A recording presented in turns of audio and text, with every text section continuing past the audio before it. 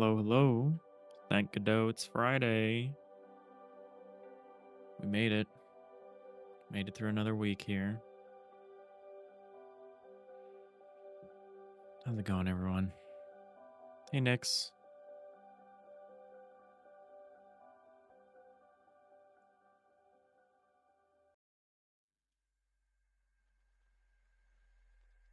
Hey, Rhiannon. Thank Godot, indeed.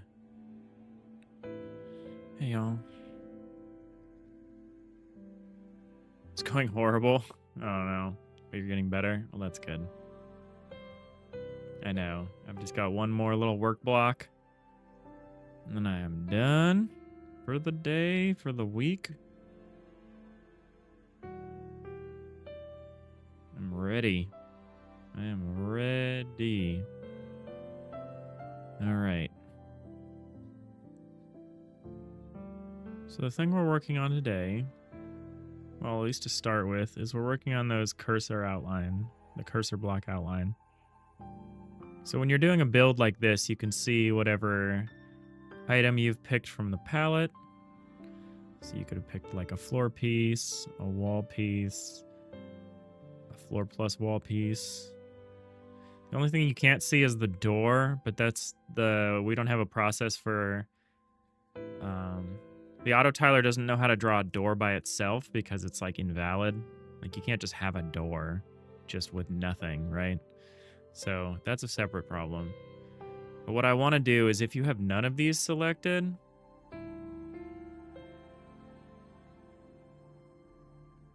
I kind of want it to show something else. Like I still want to be able to see the cursor, at least when you're in build mode.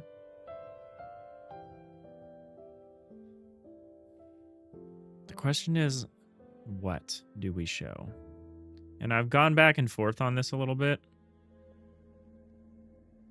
We were setting up some dotted line tile sets that we could use, as opposed to like if I would just make this thing, like we have the solid line stuff for click drag stuff.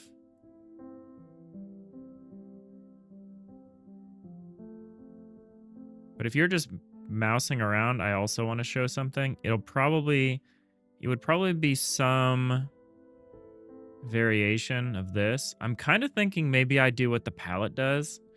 So like a highlight, but you don't swap out the outlines until you click it. So when you click it, you go to this, but otherwise it's like something like this. Just a highlight. Thinking about that.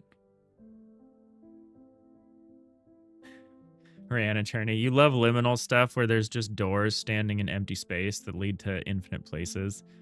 Yeah, like the weird like door portals where it's just like a regular door. Or some kind of archway. Yeah, it's always really interesting when you see one of those, especially when it's just kind of like a stone arch or something like that. I don't remember where I read this, but there's some deep psychology about thresholds. Even if it's just an archway that just between, not between two open places. I know that's how we think about it, but just an arch in an open space. There's something about the human brain. There's something we do when we see that. It affects us a certain way. It's interesting. Nix, you worked for 25 hours in the last 2 days. Oh, man. And when you were coming home today, you were stuck for 1.5 hours at a train station due to some people running on the tracks. Hooligans. It's so freaking hot today. You lost consciousness on said train. That is not good. Heat stroke is not good. You got home mostly in one piece. You took a long cold bath. Your body was starting to turn purple, so you had to leave. Oh, from the bath. Wow, that sounds really rough. Well, take it easy. Try to take it easy.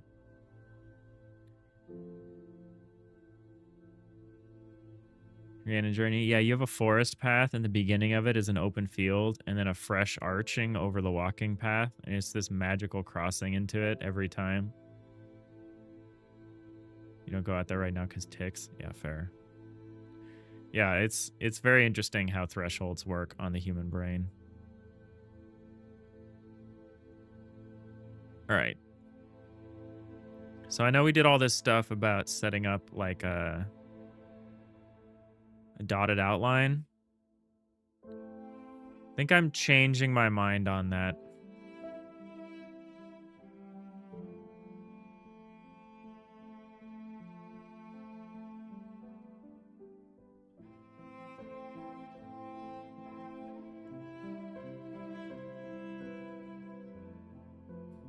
Mainly because I don't want to have to draw this stuff.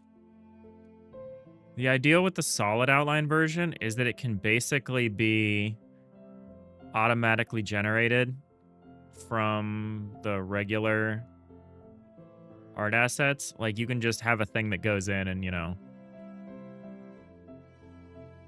like we could just kind of infer how this would look in select form by just flipping black outline to a white outline and kind of masking over everything else.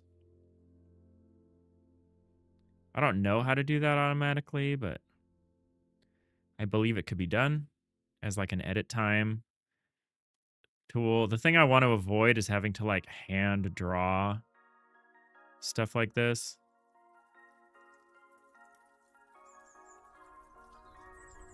So I'm thinking of something a lot simpler.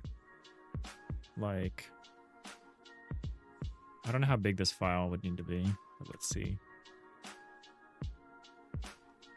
Nix, on the good side, you were able to convince your boss to never take any more Power Apps projects. So who won at the end? It sounds like you did. That's good.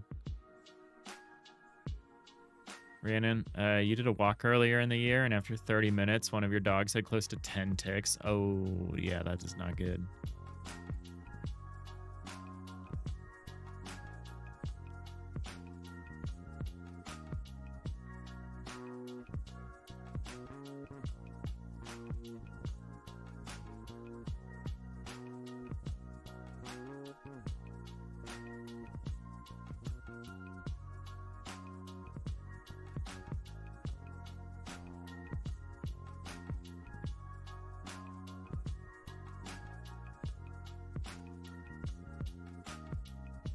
They take preventative medication. Oh, to like prevent ticks from like wanting to be upon them.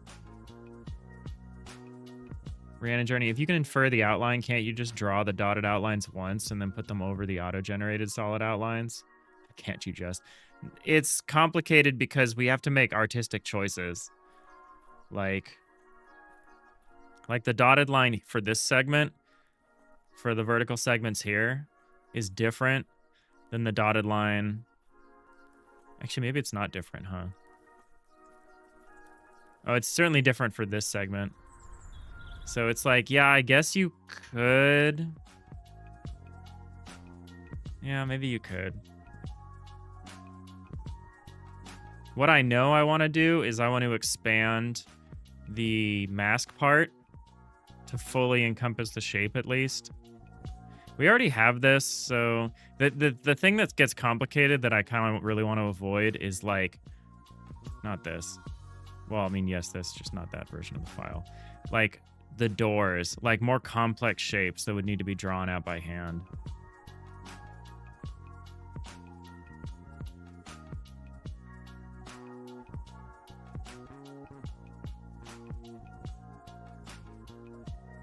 Hey, Arnio Metsuri. Sorry for probably not pronouncing that correctly. Shadows weren't working properly on your Godot project for several days. You couldn't figure out a reason why your lights didn't cast shadows the same way they did in tutorial videos.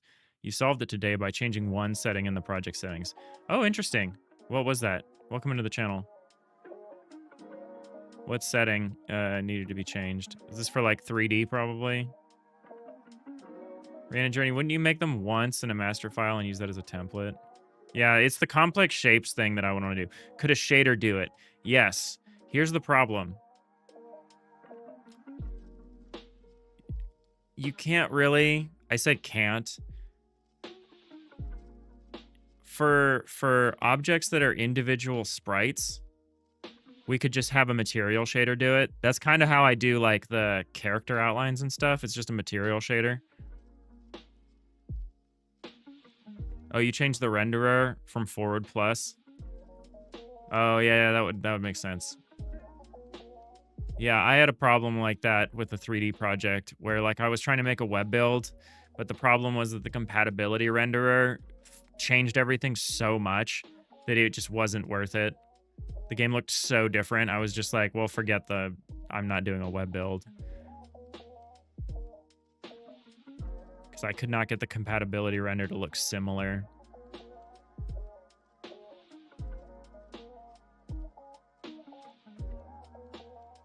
Oh, Delta V is made in Godot? Huh.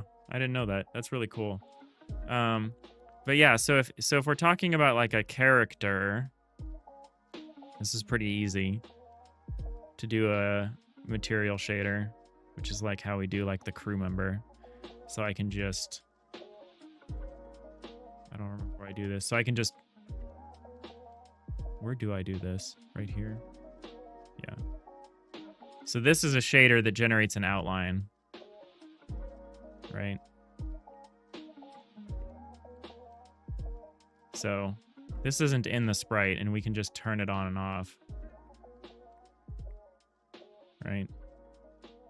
The problem is we can't really do that when we're talking about an individual tile cell of a tile map layer,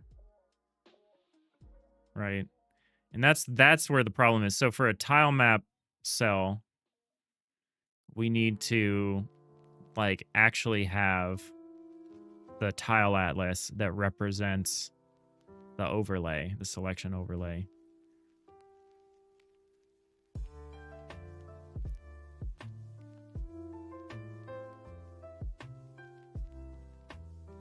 So I'm thinking of doing something else, like just having just this light semi-transparent mask. So we just take this selection thing and we basically just remove the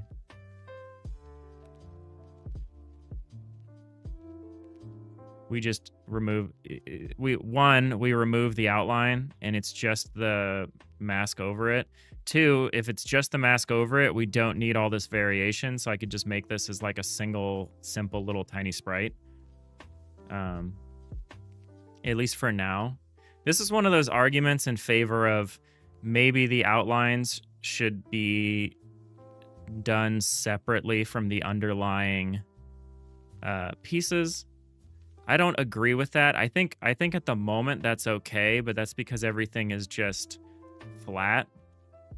So like there's no real problem. Just we could totally have the outline separate and apply them over the underlying flat texture, but that only works because everything is flat right now. So I'm thinking like when we, what kind of project are you working on, Arnio Matsuri?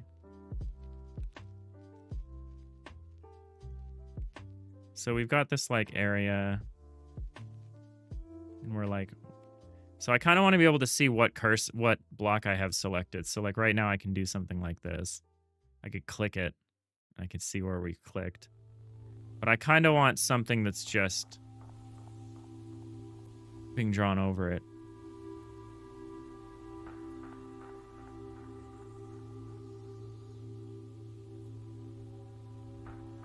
But it's a little tricky, partly because of this issue where you see the like top outline not showing up. We need to fix that as well.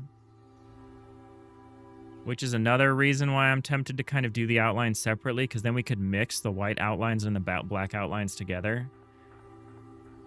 So like this block above us either needs to have a single sprite that can show both, or we need to show it as a separate overlay. Because like this is a separate overlay, but it also needs to, it needs to be able to cover the tile above us too, so that we can get the white outline around the whole thing. So I also need to change that. Maybe I should change that first before we mess around with this. Because I want to do that, because otherwise we get these kind of awkward, this awkward thing where you can't see the top of it.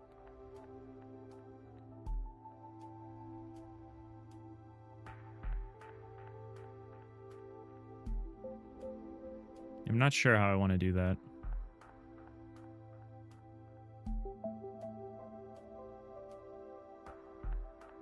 I think the way we would do that is we would just have...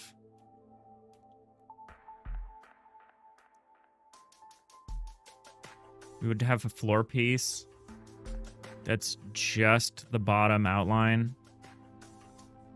So it would essentially just be, we would just extend... For the outline part, we would say we would draw something else like down here that would just be... It would just be like this chunk of it, but it would be another set of this. Let's turn a grid on so I can actually see what I'm doing. The grid isn't going to help me. But I'm thinking about taking like this here.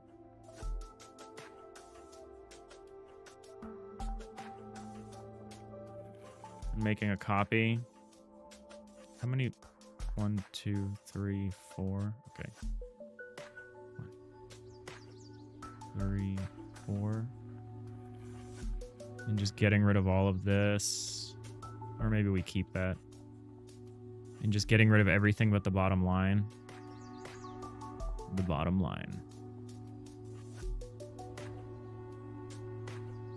You started the basic asteroid tutorial to get to know Godot like a few months ago, and now you want to build it into a space game with some orbital mechanics and relative movement as a gameplay element. Project is a bit poorly defined at the moment. That's fine if it's a learning project. It doesn't need to be super well defined. So just get rid of that and just kind of have this. I don't need to duplicate it quite so much. The only reason I would do so...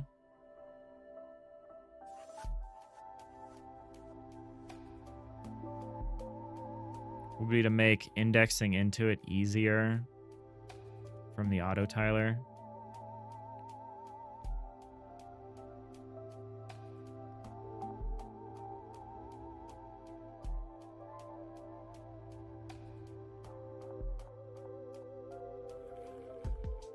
But it would basically be we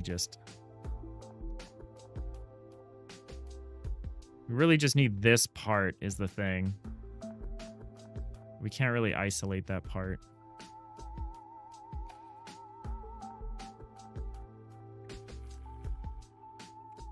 It seems like overkill is the thing about it.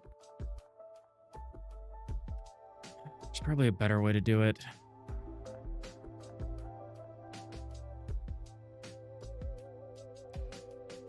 You have a 2D orbital plane with some planets and asteroids circling a sun. You're experimenting on the sun, casting shadows to create these moving shadows to fly in. Ooh, that's really cool. That's usually really hard to do at long distances, like at like stellar distances. But that's pretty cool.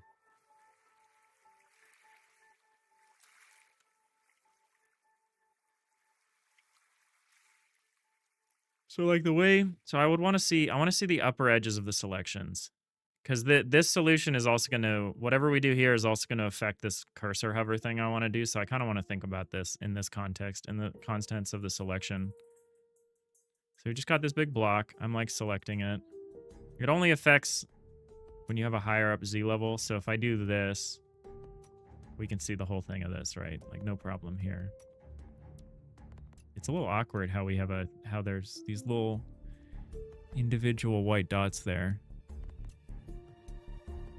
Oh, there's a problem with the,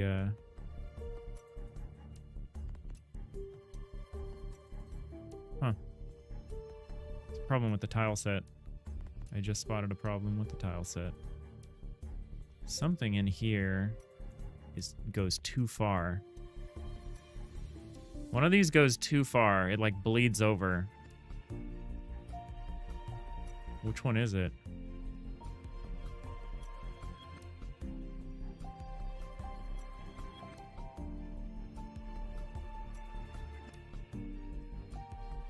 It's one of these.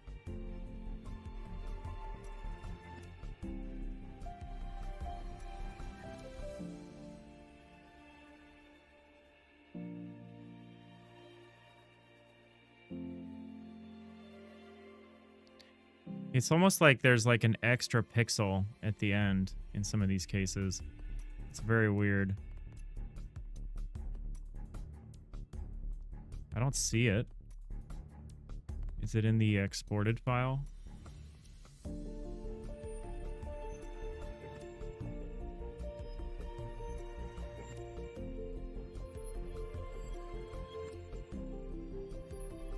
No, this all seems to line up.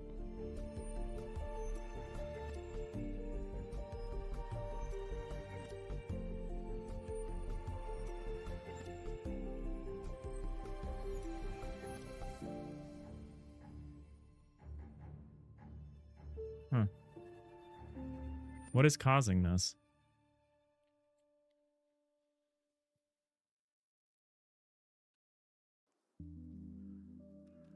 So if I just do this up here, I don't see a problem with this. This all looks right.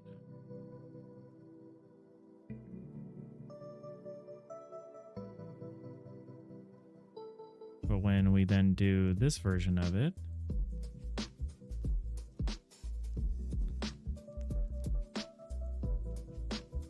oop, that was wrong. Oopsies. Went too far.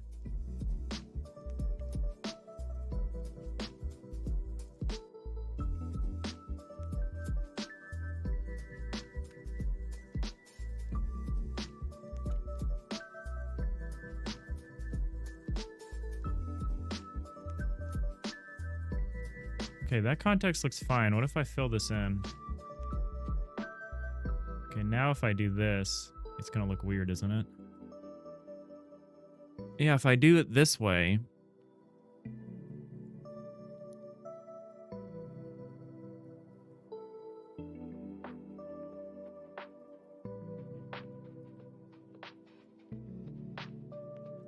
Oh, yeah, getting the outlines. Oh, you know, there's probably an easy way to fix this that actually doesn't require a tile set change.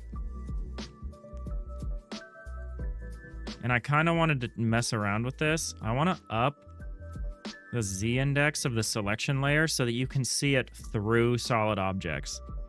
And I think if I successfully do that, that actually fixes our problem without needing to change the tile set atlas at all.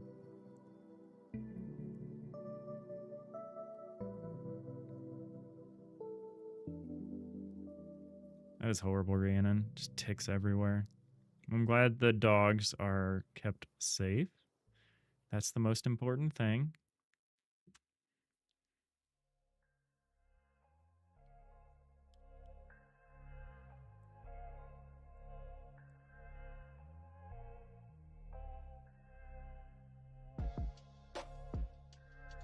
All right, so if we go in here, we look for...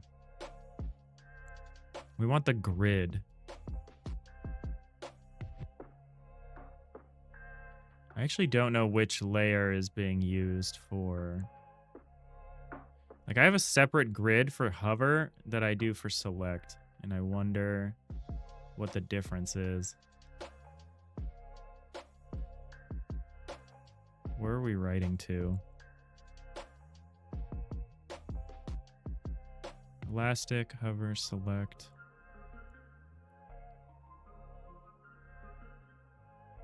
This is so janky the way I've set this up. Nodes.add editor, so editor is 0, elastic is 1, hover is 2, select is 3. So when we set up the grid outlines, 3. Okay, so we don't use this hover layer at all. Okay, probably get rid of that eventually. So we want to go in here. So here are the grid levels. So what I would like to do is just up the Z index by 1. And I want to see if that fixes some of our layering things.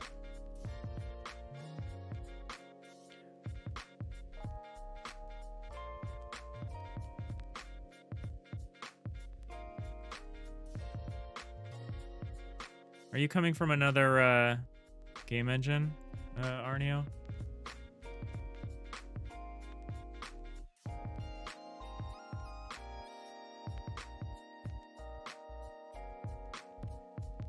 Or is Godot like your first kind of game dev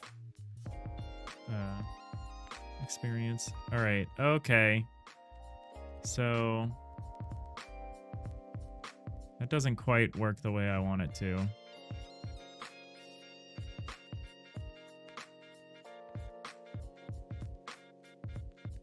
However, it's kind of like a funhouse mirror effect.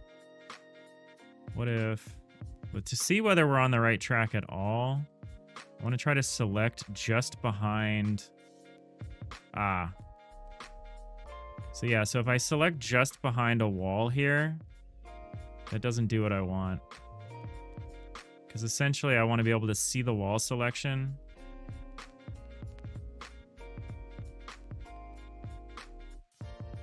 Alright, so we have to do a number of... If we want to fix this, we'd have to do some things.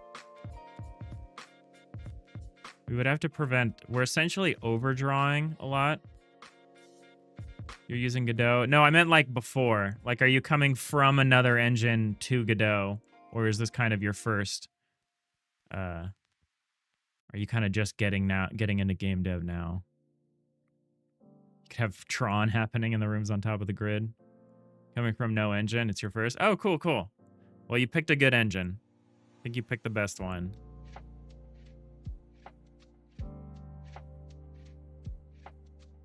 So now we're going to be punished because our auto tiling process for the outline grid is totally separate from the other auto tiler.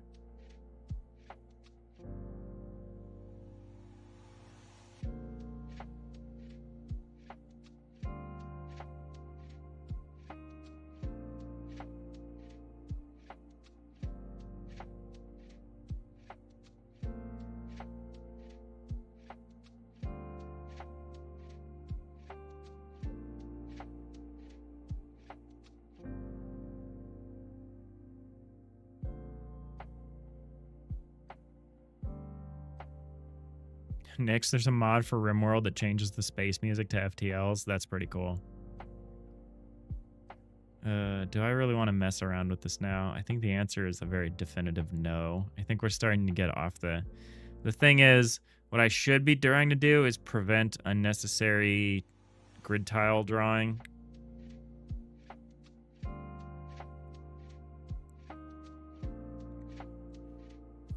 Which is weird because we're only drawing the grid if the underlying tile is also being drawn, and we're not supposed to be drawing tiles if they can't be seen. So that points to kind of a failing on my part for not correctly occluding tiles. That is unfortunate. I'm going to try one more thing. It's going to make everything worse.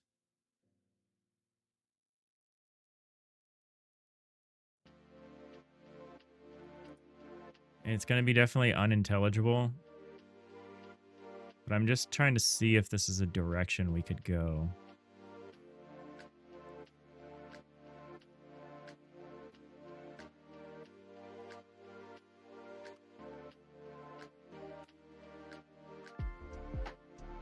So we'll make our little spaces. And then if I wanted to select these... Yeah, that kind of works, but I don't think it has the intended effect that we want. As far as you can see it, you can see the outline through the solid thing, but the thing is, I don't think it's clear what that means. So we probably shouldn't do that. I didn't realize we were drawing quite so many grid selection stuff. I guess that's helpful sometimes, but yeah, we're just going to reset this. All right, so we need a different approach. I think it'll be okay for like unit selection. Like if you select an object or you hover over like a crew member and that crew member is partly obscured by terrain, we can make that shader-based outline render over everything else, I think. It might be a little involved. We might need to put it on like a different sprite or something, but... So like if somebody's legs or something are being cut off by being behind the wall here, we could at least see that. So like if I do a selection here, now the selection is behind the wall, but you can tell where it is, so I think that's sufficient. I think that's okay. I still do want to, I want to fix this. You can't see the top of the outline problem. That's going to be hard.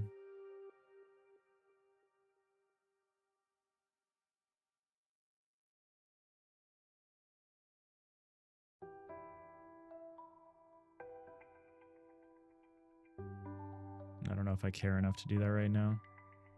All right, let's get back on track. Let's get back on track. All we really wanted was a mouse cursor thing so you can see where your cursor is.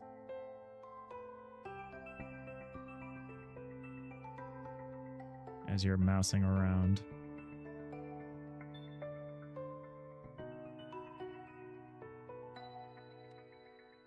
Rihanna, you prefer this outline to the other? You think I can infer what's selected even if the wall... Oh, you think you can infer what's selected even if the wall gets in the way a bit? Yeah. I definitely want to do the, like, the selection outline goes through the wall for, like, actual objects and, like, characters and stuff. But yeah, for the tile set, I don't think it matters that much. Because also this selection thing isn't going to stick around. Like, as soon as I let go of my mouse, this will go away. And then whatever individual objects are, like, included in the selection will stay selected.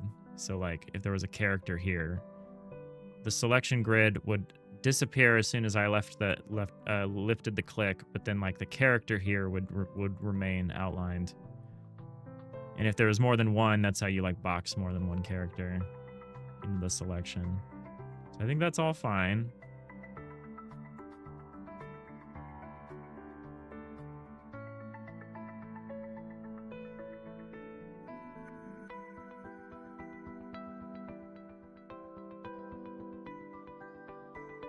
I don't want to use the exact same outline for a hover because I want it to mean something else. Like, when you see this, you should be like, oh, these are selected. Like, these blocks are selected when they're like this. So if I do something, I know which blocks are going to be grabbed and pulled with me. Right? Which is why I kind of want to do something like the way we have the palette set up over here. Or maybe we do a highlight. And then the selection, like this. So I think a highlight on mouse over is good. The only real question is how I want to manage that.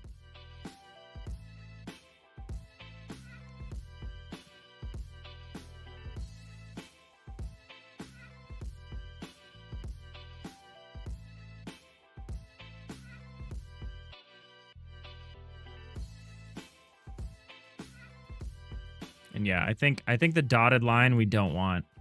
I think that'd be too much work. Do the dotted line. So instead, I think I just want... So instead of doing this whole thing, we would get rid of the outline and it would just be like a transparent mask, semi-transparent mask over it that brightens it up.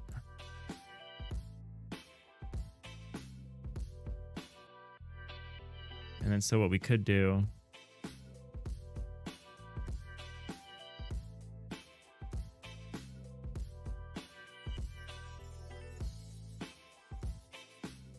Load the right palette here.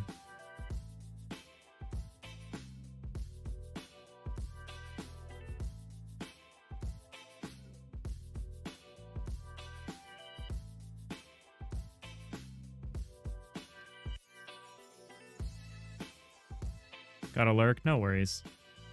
Yeah, we're going to be very scatterbrained today. This is going to be a very chill stream because I have no focus left. My focus is gone. Adagon redeeming the hydrate. Thanks, Adagon.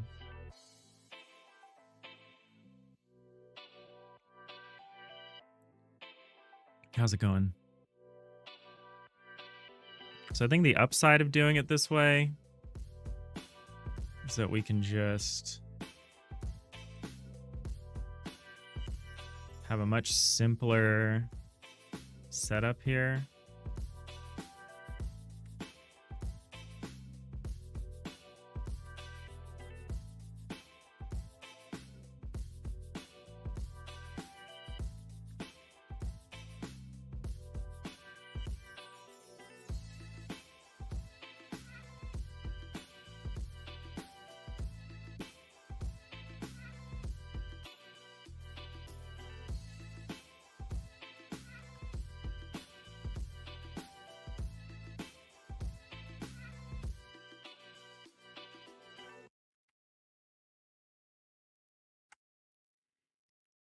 So I'm just gonna set this up.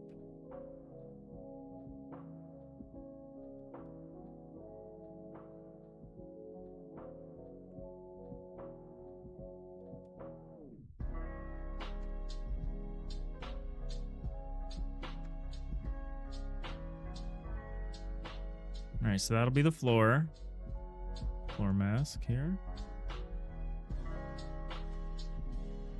We don't have a wall mask.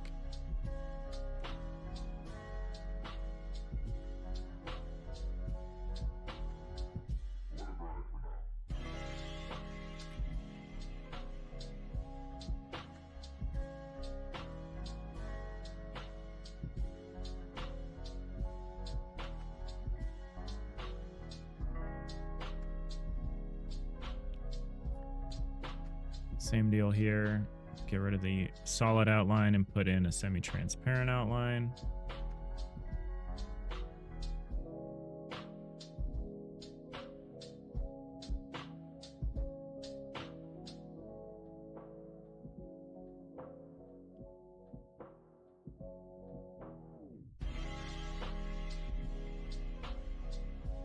A bunch of people release their games at once. Oh, who?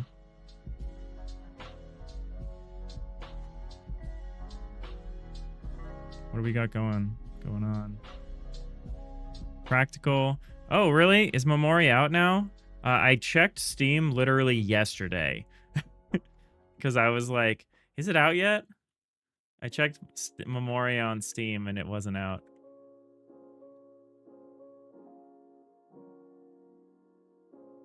Still says coming soon. Oh. No, yeah, coming soon. I'm excited, though. Everyone should go wishlist Memori.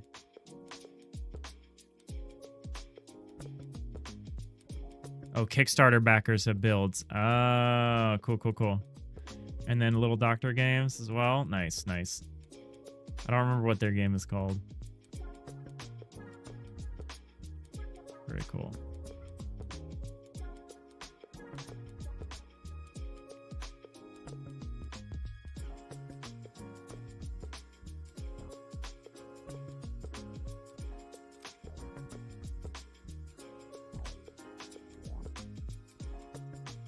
Actually, how was this set up?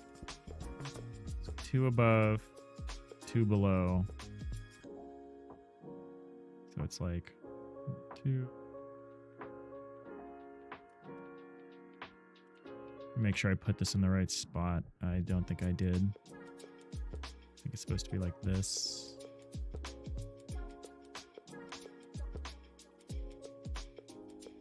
Pulsar Crash, cool. Pulsar Crash on Steam.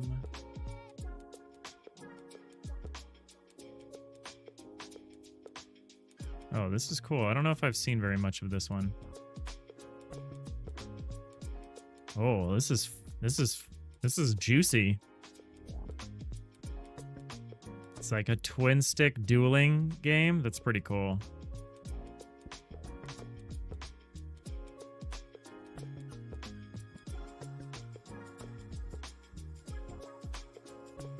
This is not your dad's Space War, I'll tell you that.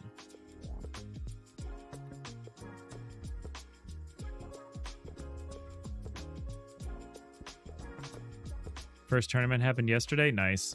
I would like a Space War version where the edge of the battlefield fractally wraps, like in Space War. That'd be cool. Yeah, this is super cool. Oh, can you parry? That's pretty cool. It's like a little parry battle they did there, where they were like reflecting the bullets back to each other. This is good.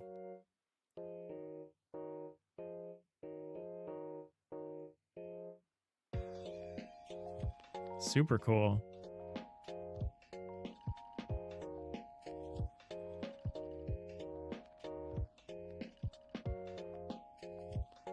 Very exciting.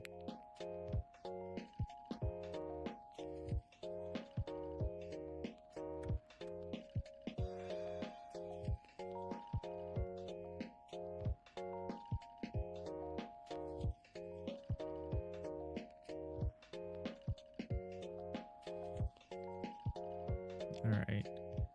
So because there are no outlines for this, I'm making a separate sprite sheet because outlines don't matter.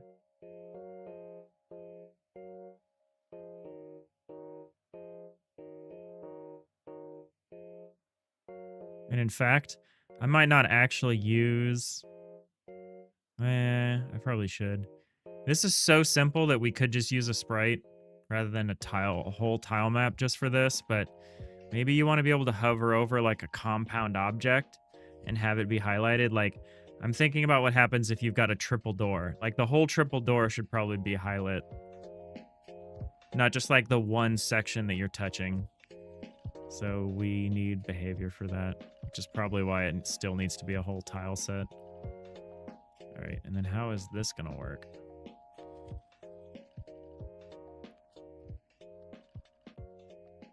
This is a floor piece. I need to look in the tile set, or the tile set, to see how I'm doing this.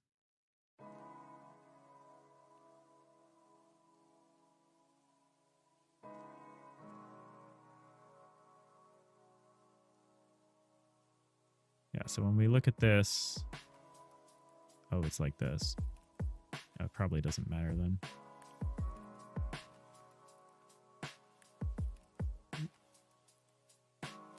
It's almost jam season again. GMTK is almost a week. Yeah, the Pirate Software Jam just started, didn't it? I think I saw Jackie Codes is working on theirs this morning. Yeah, that's cool. Yeah, you're doing GMTK? I think I'm saving myself. For a Down to Jam. I think I'll do Down to Jam and then maybe Ludum Dare.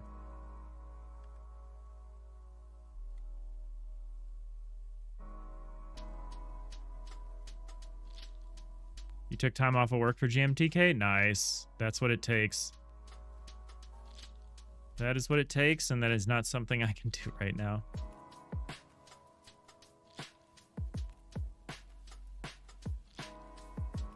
I need a win. I like crashed out of Ludum Dare pretty hard. And I just need to practice. I think Down to Jam will be a less stressful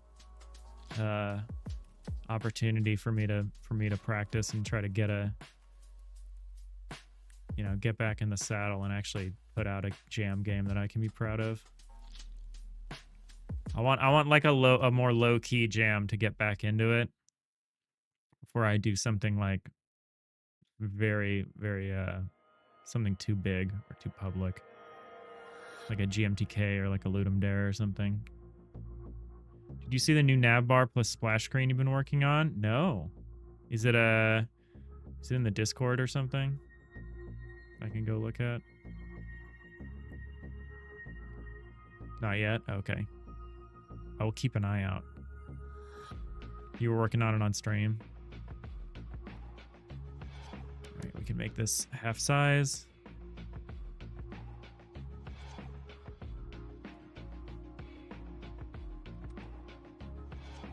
We are going to save this.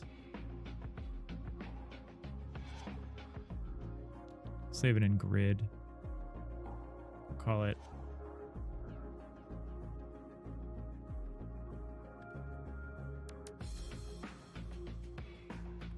grid hover. Maybe we'll save it somewhere else. Sprite. We can call this hull. Default.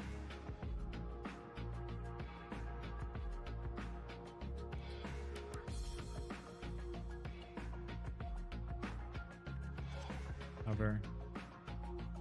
Yeah, we'll just overwrite this other file.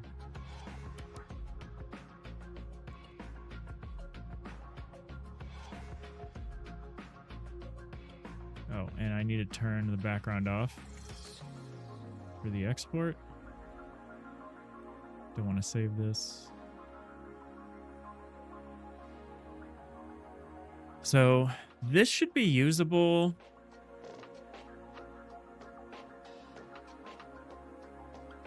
So when we say update grid tile map data, Can we use this?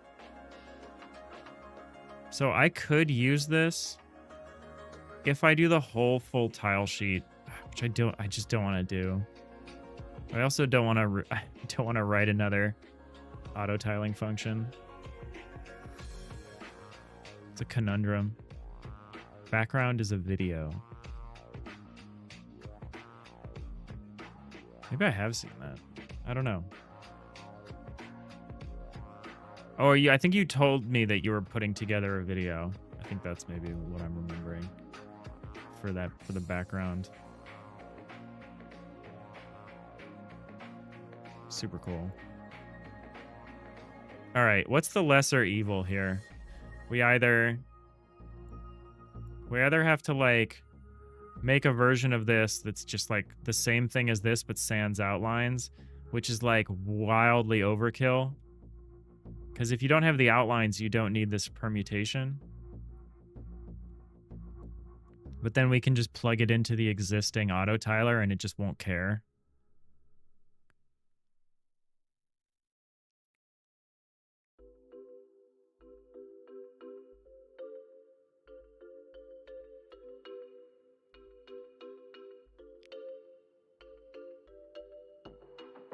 Or I just write another function.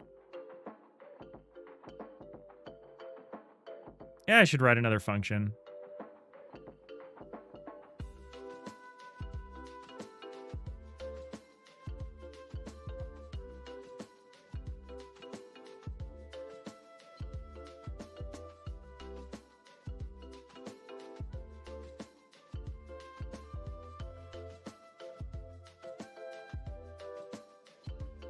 So we say something like,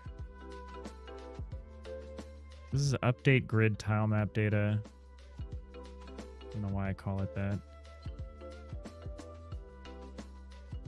This is generate tile cell data. This should be more like generate all tiles.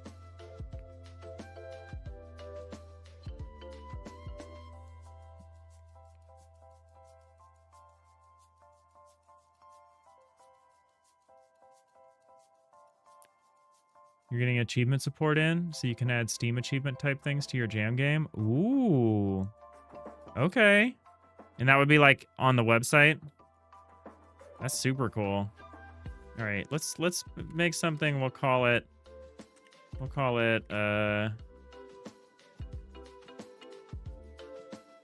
like mask cursored block tile. I don't know.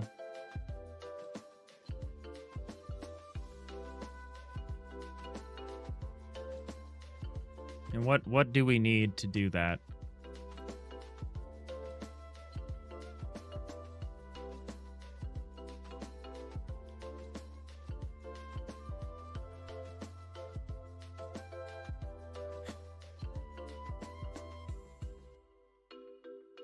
Do I need a dictionary for that? I don't know if I do.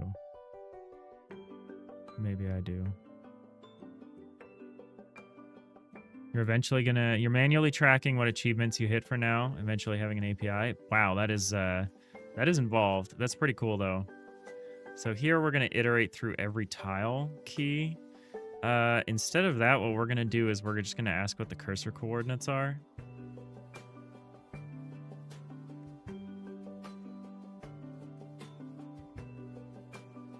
So we'll just say vector 3i cursor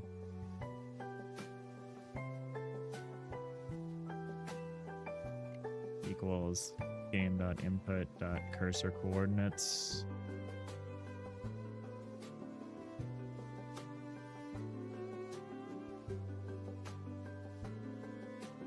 You think you're going to make it so you can add achievements after the jam has ended? Similar to how you can do porting then? Oh yeah, that seems cool. Yeah, that seems like something that you wouldn't have time to do during the jam, but it seems like something you'd want to do if you like, you know, got traction on it or felt like, you know, supporting it. That seems cool. That seems really cool. All right, so we figure out the coordinates. What we want to do is we want to figure out what the block at that coordinates are. So we'll just say block, cursored block equals blocks. We need to buffer for this, so we would need to say, actually we could just pass in the coordinates.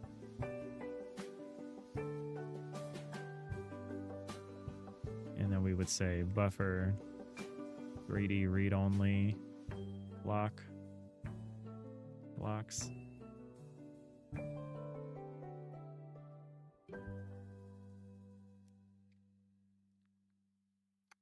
Because I think what we'll end up doing is up here, we'll say something like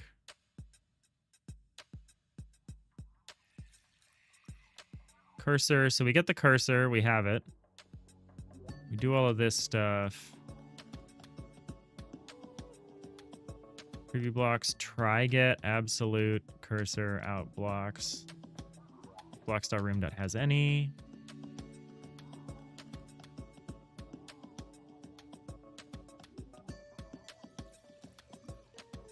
I kind of want to run this whether or not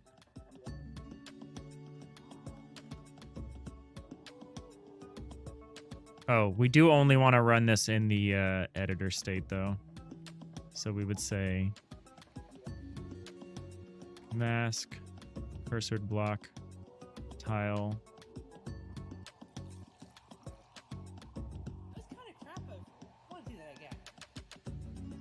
Two preview blocks. I think 2 is right. 2. Oh wait.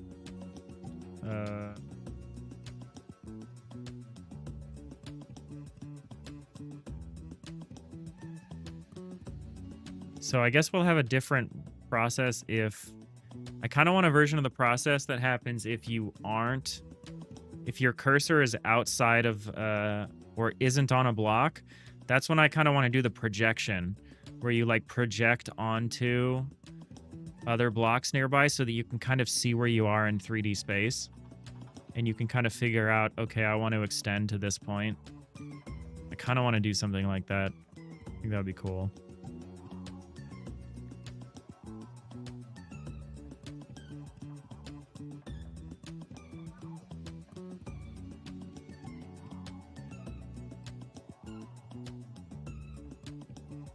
Okay, so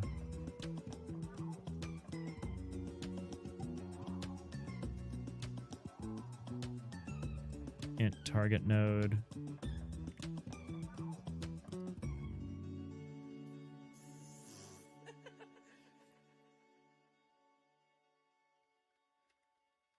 Block buffer.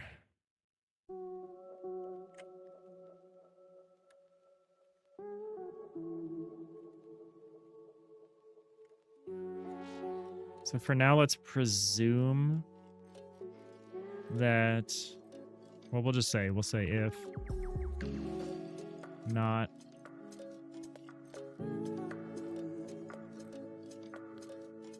block buffer dot try get absolute cursor coords out block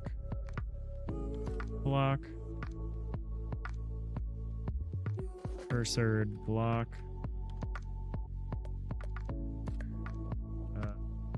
I guess it's not a not. If it's a not, we need to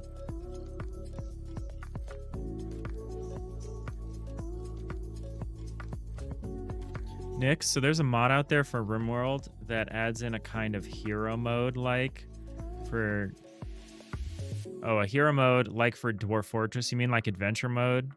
Where you can directly control your pawns with WASD and the cursor to like shoot and hit stuff. Oh, that's fun.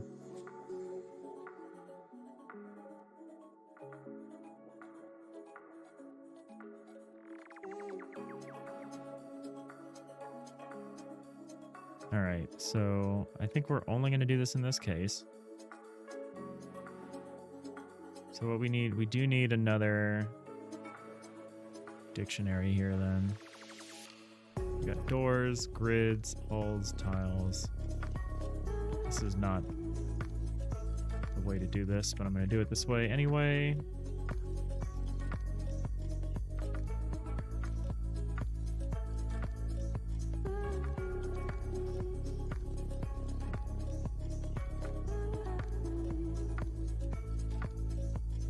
Actually, does it need to be a vector 4?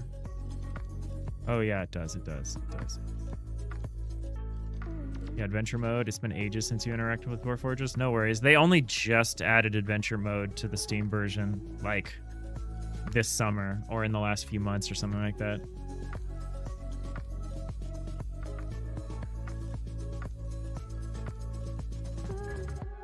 That's cool. I definitely stayed up too late again last night playing RimWorld. This run is going okay. I've gotten a few additional crew members. I'm starting to get into the groove of like jumping into a map, setting like up a temporary camp, and then like starting to extract resources and like work on my ship, and then get everyone back on the ship and jump out before the mechanoids arrive. I'm starting to get the groove of that, get the hang of it, not getting wiped out.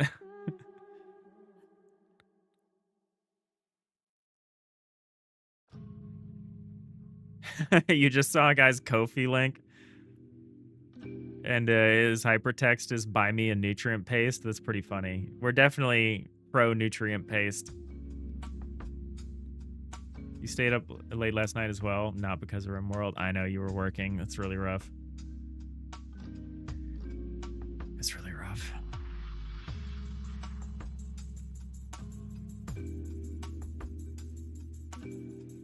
All right. So what we need to do is we need to say masks dot clear, and then at the end we're gonna say. So we have to kind of go along with the way this works. So what we should do is we should identify. We should still have this switch statement. I don't know if we need to get all of these in advance. I think we don't.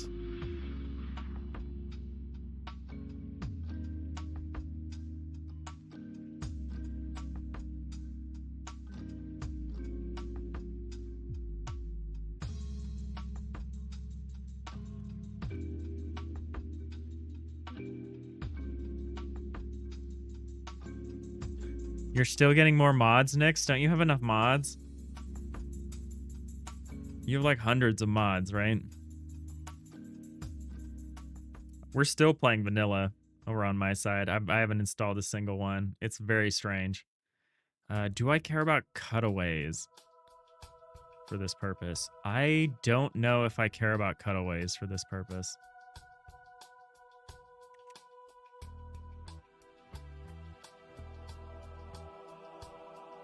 What I'm doing here is like very overkill.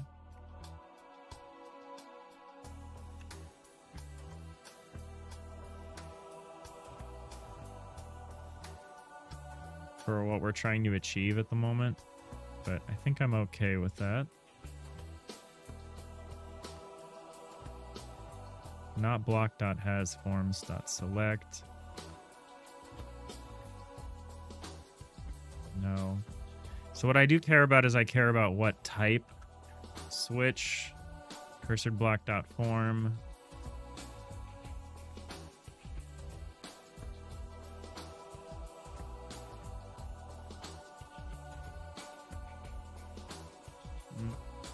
It's the wrong kind of form.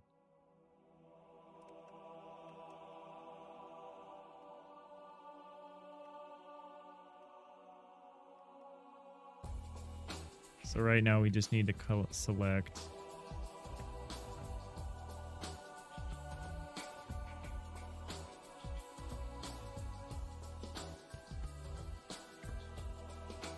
So we'll just enumerate.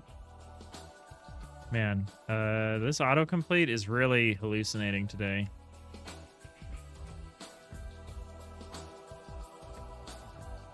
How do I do this up here? Tile.layers. Oh, right. You could never play vanilla. Also, you only have 165 active mods currently, plus around 100 new ones from today. Wow. Yeah, I've been okay with it. I really went crazy with mods when I was playing without any expansions. But between all the expansion content and also the 1.6 like update, it's okay. I'm doing okay with it. So what do I need to do is I also need a case 0, which isn't a written case, but I need a case 0.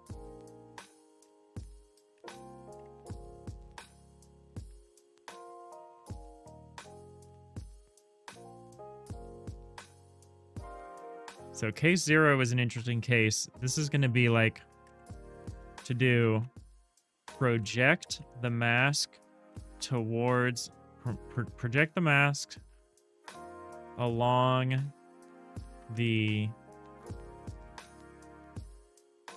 -x, -y, or +z axes until you find a block for, and project the mask onto a block, onto the nearest block face for 3D positioning. Yeah, I think this would be a cool thing.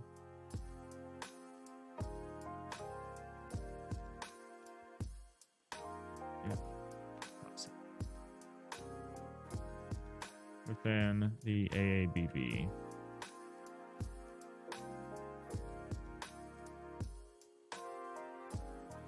So what I want to do is, if we don't find a block, like if we aren't currently hovering over a block, I want to project out so that you can kind of see. It's like a positioning system. So you would be able to see, okay, I'm above this block, I'm like out from this block. It might help you figure out where you are if you're like trying to pick where you want to build something. And in fact, I might want to do that in more situations than just... I might want to do that while you're actually building the thing.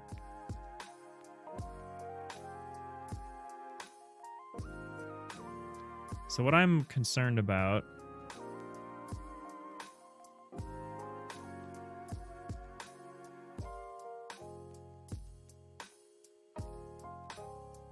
What actually this should be is, it should be cursored block dot has. Oh, I can't switch off of cursor block dot has. Yeah, this I don't think the switch statement is going to work quite right with bit flags. I think the interaction with the bit flags is going to be wrong. How do we actually do it in the block? So when we say in return incoming.form switch,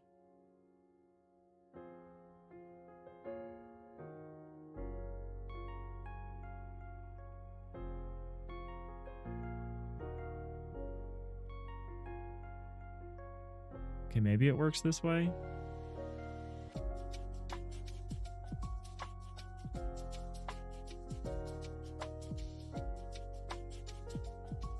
So like if there's a door and a floor, it'll trigger the door and floor and not just get stuck on the floor, I think. I'm hoping. Next, apparently one of the better materials to build beds out of is jade. Interesting, as it acts as wood instead of stone like marble in the sleep rate multiplier, but has a great beauty bonus. Interesting. In game, yeah, you doubt a jade bed in real life would be comfortable, but it would be cool. Yeah, it would be cool.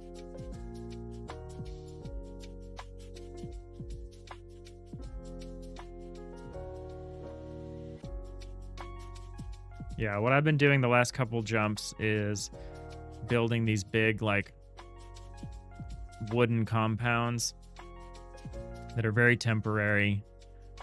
They're usually pretty nice, but they're all made out of just local wood, and like I don't bring any of them with me. I haven't gotten to the point where like all of my like I don't have the nice barracks set up on the ship yet. The ship is right now is just like got industrial stuff like power and production and things like that.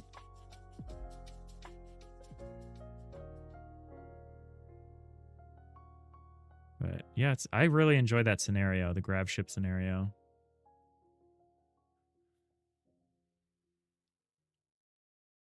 All right, so we're going to do this. I kind of want to do the switch expression. I kind of like the switch expression. Kind of like the switch expression a lot better.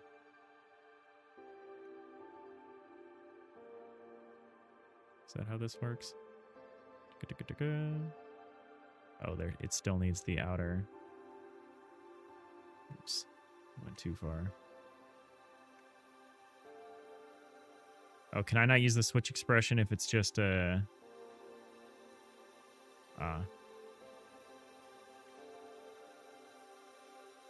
Right.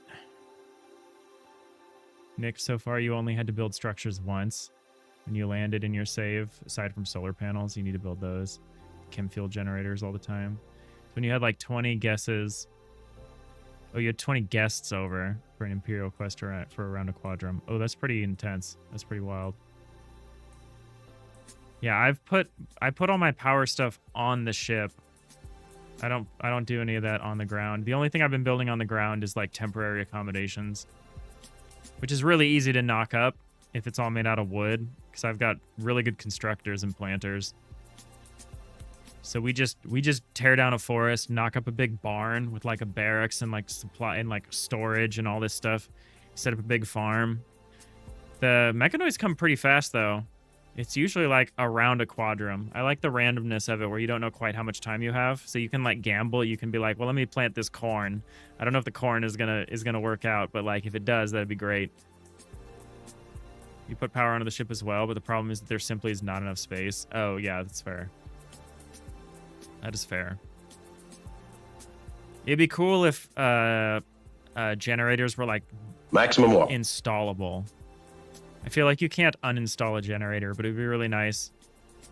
I think I've played mods where there were portable generators that you could install and uninstall, and that'd be really nice in that situation. Hey, no Joel, how's it going? What have you been up to? Minify everything? Yeah, exactly. All right, so what we're trying to do is we're trying to have this mouse cursor mask that we're applying. So we need to look at what block the mouse cursor is on. I'm also going to put a to-do for the door because I feel like the door is going to be hard to do. Expand the projection to include all blocks that are part of the cursored door, if multiple.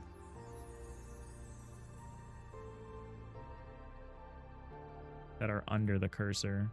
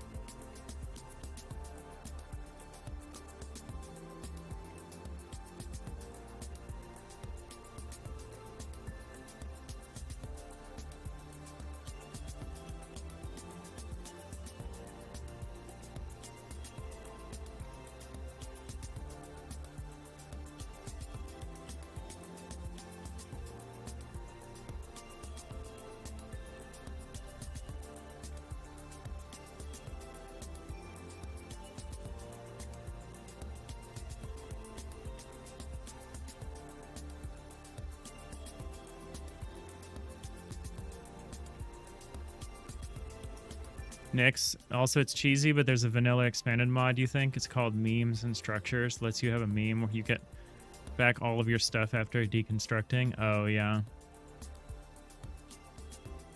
No, yeah, they actually just added that to Medieval Dynasty, where you can like move your buildings. You don't have to deconstruct them and like lose half the material and then rebuild them. It's really nice for when you've decided like you need to move your village or you want to move part of your village. You can actually do it instead of just live with the mistake. I really like when building location choices like that aren't like so permanent that I can change it if I make a decision to do so. Like my favorite city builder right now is Against the Storm. Mostly because a run is only like an hour. Because you do the one city and it's like part of like a multiple, it's part of like a run, like in a roguelike, but each individual settlement is just part of it. And I don't get this crazy analysis paralysis because I know it's temporary. I feel like the other way to do that is to make it easy to change, which is like what you're saying, where you like, you can get the parts back or you can get the materials back if you want to move something. I feel like that's another way to get rid of the anxiety of like, oh man, where do I put this? All right, so if the block we're on is a deck, and what we need to do is we need to make a few tiles for that purpose. So we would say masks,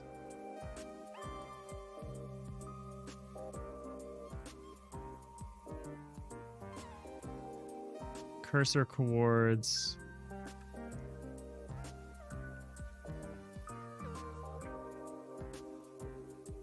it needs to be a new vector 4i.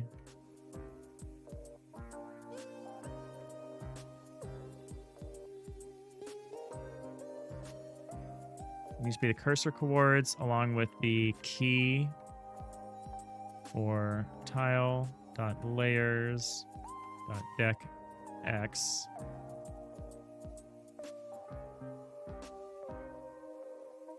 equals new tile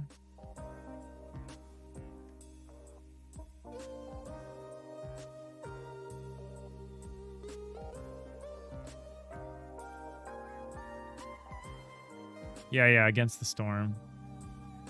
Rhiannon Journey, you've heard of Against the Storm? Seems like it has some cool ideas. It's really cool. It's really good. I think it just came back to Game Pass, so if you have Game Pass, check it out. It is the coolest city builder game I've played in a long time. It's definitely more short form. So if you were thinking about like, maybe I'll play Dwarf Fortress, maybe I'll play RimWorld, it really doesn't fill the same niche as those games. It's more like I want to play a city builder, but I only have like an hour per sitting and I want to have like a full experience. It's really cool. It's definitely got the best vibes of any city builder. Like its atmosphere is so thick. You can almost taste it. It's incredible. Super good. Can you play Doom in RimWorld? I mean, you must be able to. I saw about how you could play Doom in a GIF on Discord or something like that. That's crazy. It's crazy what you can do nowadays. All right, so we make a new tile. So basically we're going to say for each... So if we identify a block that we want to mask, we'll make a new tile for each of the sides that we need.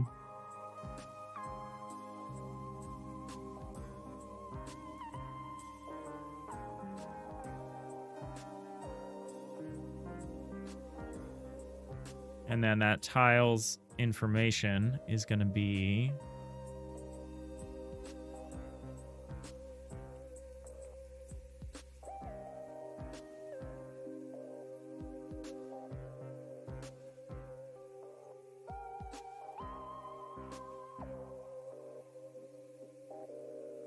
So we need to go back to this because we are gonna actually end up using this now, I think.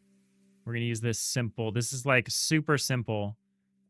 And this is what you get if you boil down, if you remove all the outlines of this horrible monstrosity.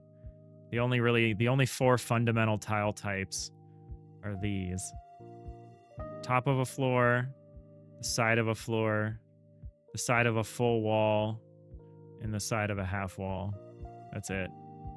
So we've got this. So we're going to have 4 source IDs and no atlas coords, which is very silly.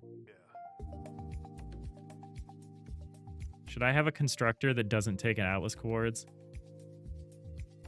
Vector 2i position, int level, int layer. Why not? I could totally do that, couldn't I?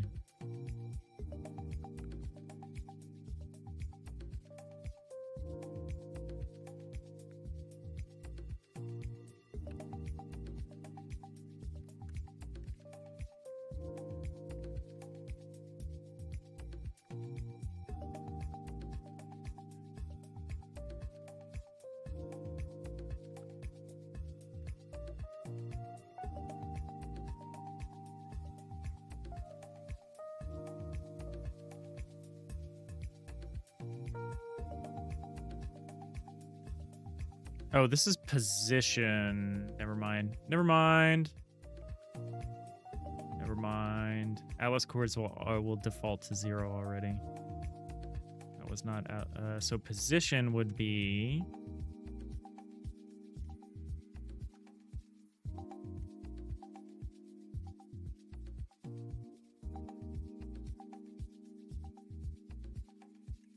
Rhiannon Journey, you love your city's skylines, but it's for big, long games. Yeah, this is the opposite of that. And that's the kind of game where I just get deep analysis paralysis and just regret. Like, I just can't make decisions in a game like that because, like, I try to project too far in advance. I try to think too far ahead. Whereas I feel like something like Against the Storm is so liberating because I'm just like, this is just a little survival sandbox thing. I just need to meet the conditions of this map and the settlement will be done and I can move on to the next settlement. So it's really awesome. You get to relive the initial hook of like not a 4X game, but you get to relive the initial hook of like because there's exploration. Like you don't actually know much about the map when you start on an Against the Storm build. You have to explore and figure it out and cut your way through the forest to like uncover all these groves, which is where all the resources are. And there are dangers in there too. So there's like a heavy exploration element. And so you really get to relive what I consider the best part of like a 4X game, which is like the first part, which is like the explore and the exploit. You don't get bogged down in the late game stuff. It's really nice. It's very clean. All right, so this should be cursor coords.xy. How do I know what level we're on? The cursor coords.z.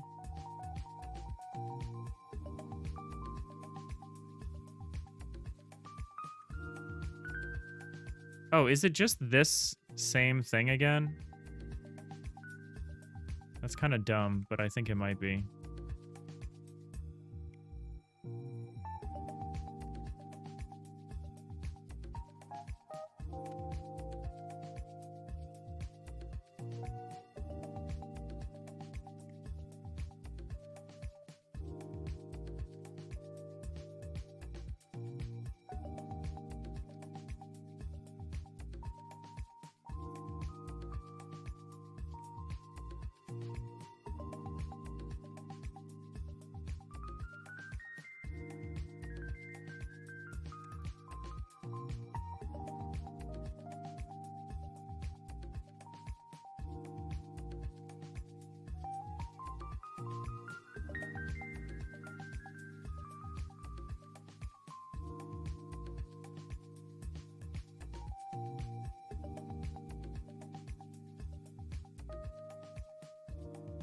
Could we just say cursor coords with W equals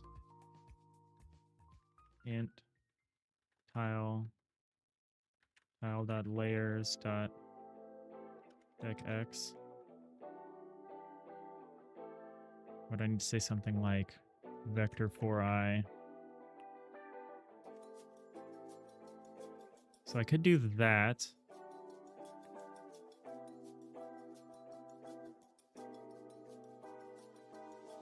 It's not shorter, especially if I read it twice.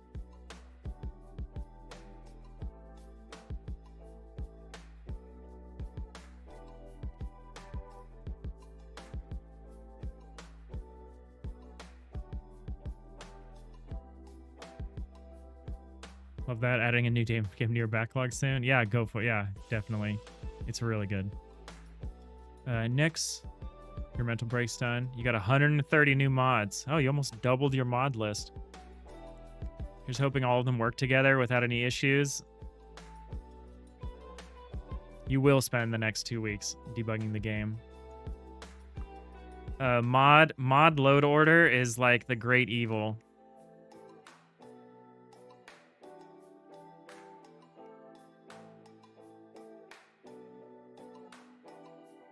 I don't love that the way I've set this up, where the tile needs to know all this info and so does the mask.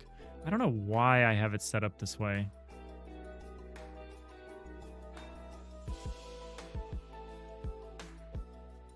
The only info we really need is position.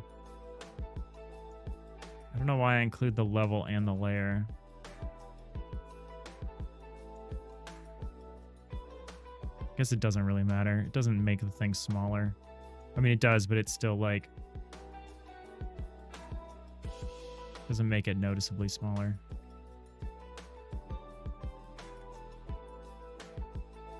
All right, so that's how we can do that.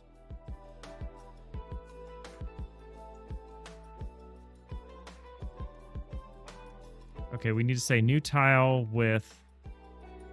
oh no, we say new tile and we say source ID equals...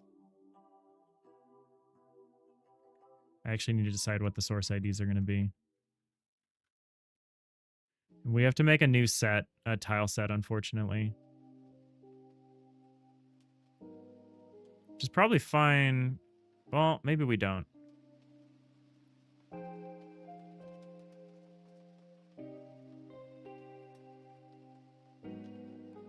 So we have all of this stuff. So we could just make new, we could say new atlas, pull from this thing, tile, hull, sprite, hull default hover. Nope.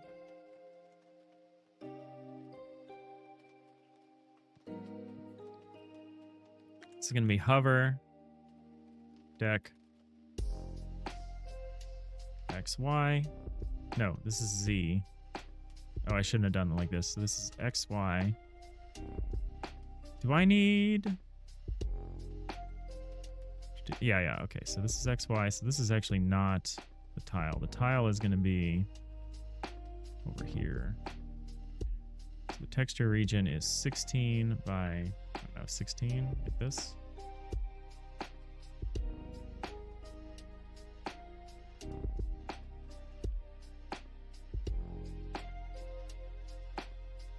Yeah, and then what is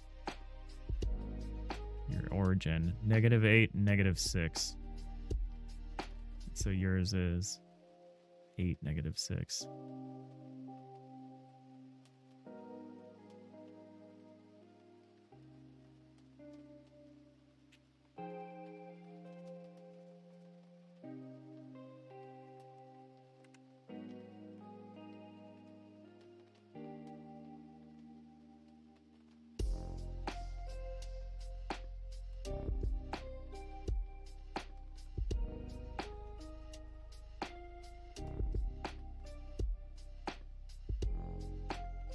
Nyx, you're using rim sort. It's pretty good at figuring out the mod order. Highly recommended. Py sort, py sort sucks. Don't use it. Rim sort is the independent updated version of it. Also, do not refresh mods inside the rim world or rimpy. They almost always have an older cached version, so you'd be downgrading your mods. Interesting. Interesting.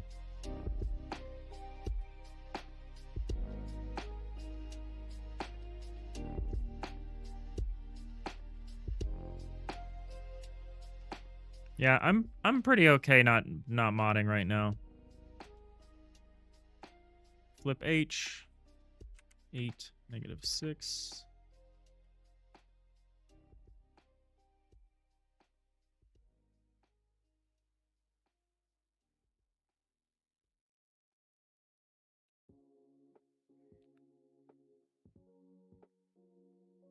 All right, so that's one.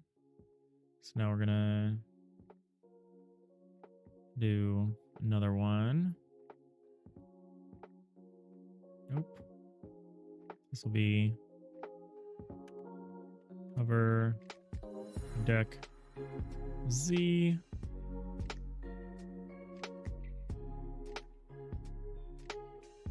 Let's have the correct. Yeah, okay.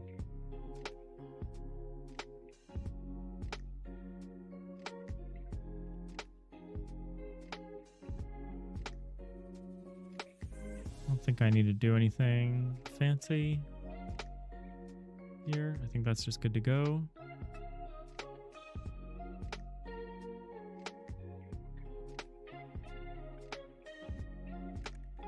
The two mod managers are RimSort and RimPy. Okay. So you recommend RimSort. Cool. That's good to know. In case I do start dipping back into some mods. All right, so this one needs to be 64 high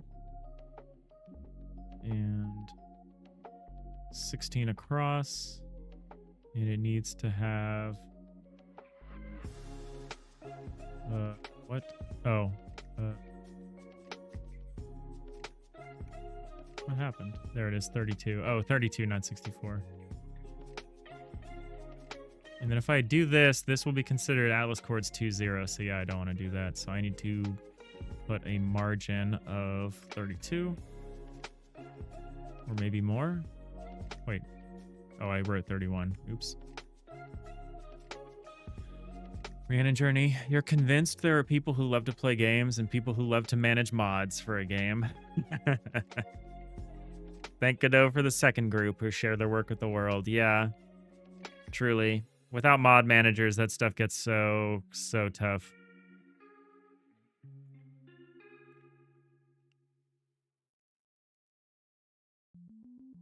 I definitely want to pay more attention to that world, because that's going to affect us a lot. So when we do this, and we look over here... Whoa. I don't love the way the alternative tiles list is just vertical. I get it that it's like alternative 1... and then alt 2 will be like over to the right. So like I get that it's like a two-dimensional thing, but like super weird. Okay, no, that we do the same thing here. And what is your origin? Minus 810. Okay.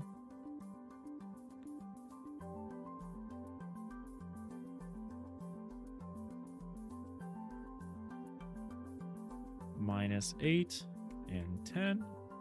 And then we just make our alt tile. We give that an 8 and a 10. And we flip the H. And that's that. These are really deceptively simple source IDs we're making here.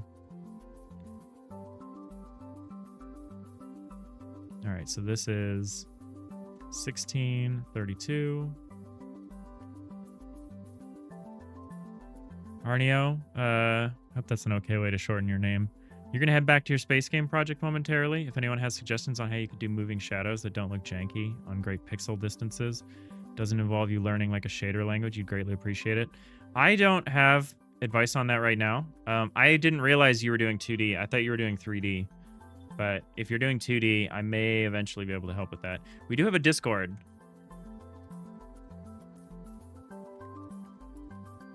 It's full of Godot devs. So if you're interested, you could hop in there, share your work. If you have questions or you run into a problem, maybe share a bit about your problem in there.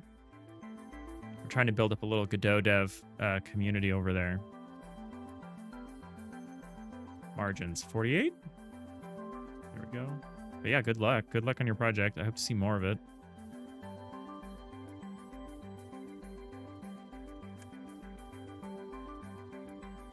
Thanks for hanging out today as well.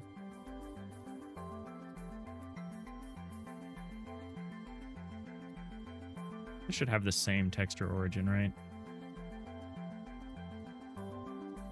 Do that. All right, well, that was easy. Oh, someone's at my door. Hold on. Someone's trying to deliver a package. 1 second.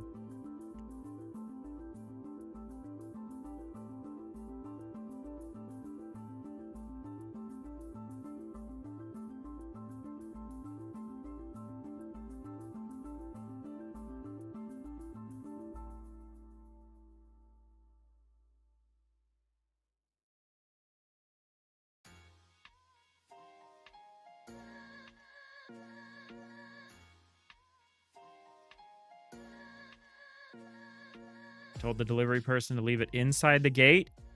As I was unlocking the gate for him, he just set the packages down in front of the gate and left. Classic. Classic. They installed a new security gate in my building, and it does not make a sound when you unlock it. It just silently unlatches the gate, and I'm like, how is this how you design this? How did you design it this way and not be like, we need to make a buzzing sound when the gate opens? Truly insane. Arm the torpedoes. That's what you do when people approach your door. Look, I get stuff delivered, okay? But now this person just dropped a bunch of packages off in front of my gate. It's fine. I'll deal with that in a minute. It's terrible UX. It's wild that was like the choice. It's cool that you can like message the driver on where to leave the packages and all. They don't listen is the problem. But I know their quota is crazy. They just need to drop it and run. I'm lucky that I live in a very nice neighborhood.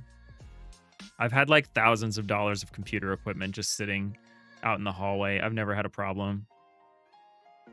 I don't have to watch my laundry at the laundromat. Like I just drop my laundry off and I like go home and I go back. I'm very lucky. I'm very lucky to live in a very safe part of the city. And I don't have to worry. Otherwise, I would have so much anxiety around this sort of thing.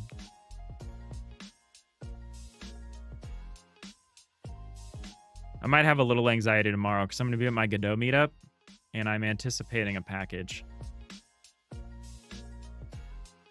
And I won't be here. And I'll be a little concerned, depending, because they're probably not going to be able to get through the door. Free package to steal, exactly, Adagon. All right, so we have our Atlas stuff set up now. So 7, 8, 9, 10 is where we're coding in the hover for. So we're going to say new tile. We're going to say source ID equals 7. And then here we're going to say source ID equals 7. And alternative tile equals 1. And then here we're going to say source ID equals 8. I don't even know what package is downstairs. What am I waiting for?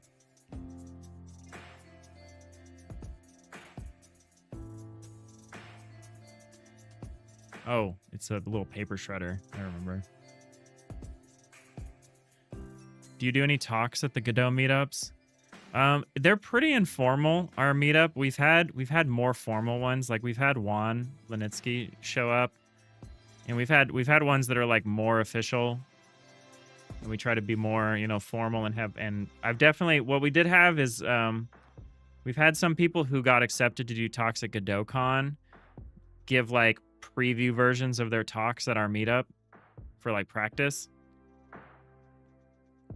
That was cool. It's usually people just showing off their games. Sometimes the person who runs the meetup,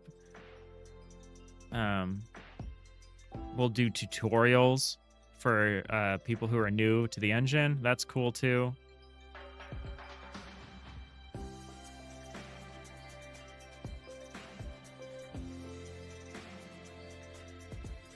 So I need to do this whole thing, but for the bulks.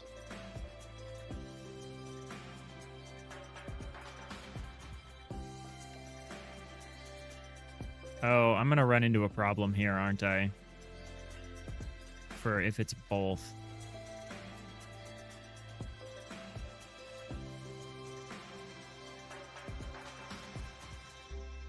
Can't.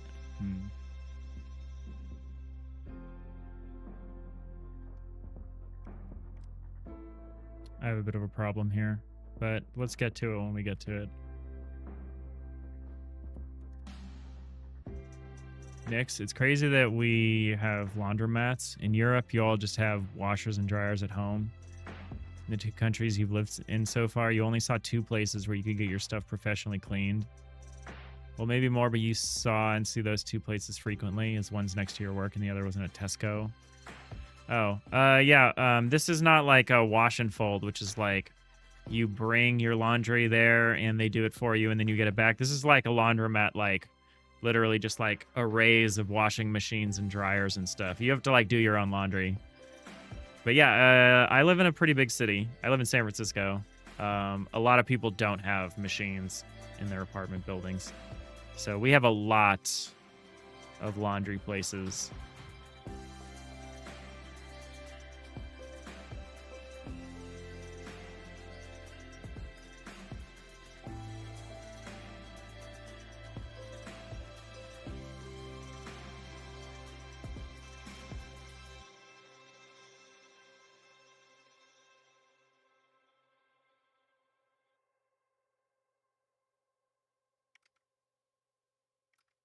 I think we're going to just do this way here.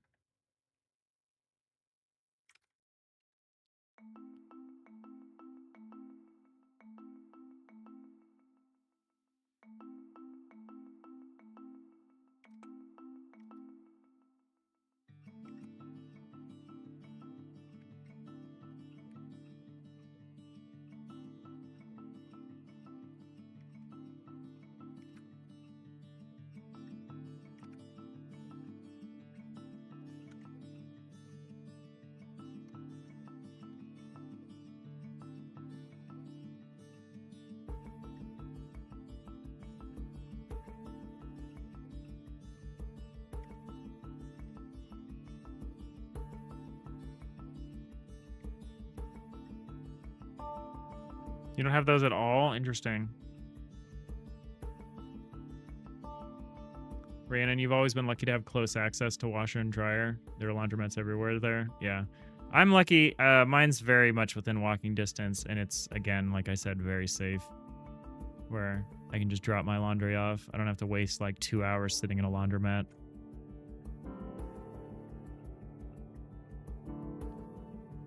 I just walk back and forth.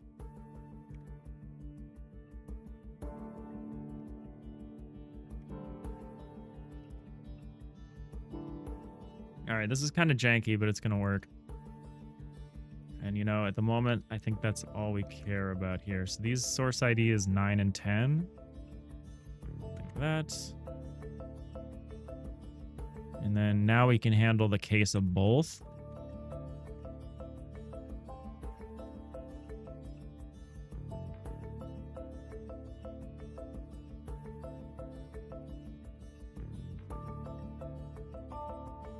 So both is literally just the 2 of these combined. I might put this all on one line.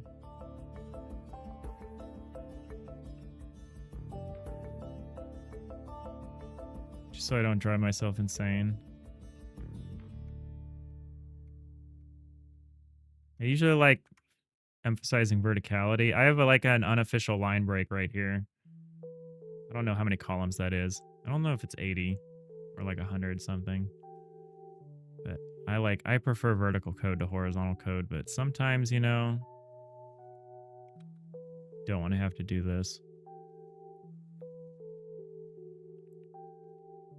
Rhiannon Journey, the worst you had it was when you were in an apartment complex on the bottom floor and the complex laundry was at the end of your hall. That's the worst? Okay, that's not bad.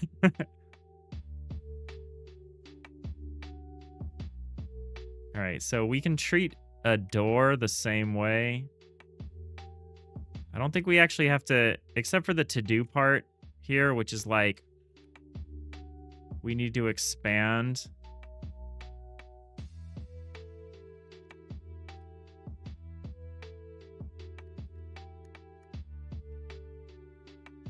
So this is the naive case.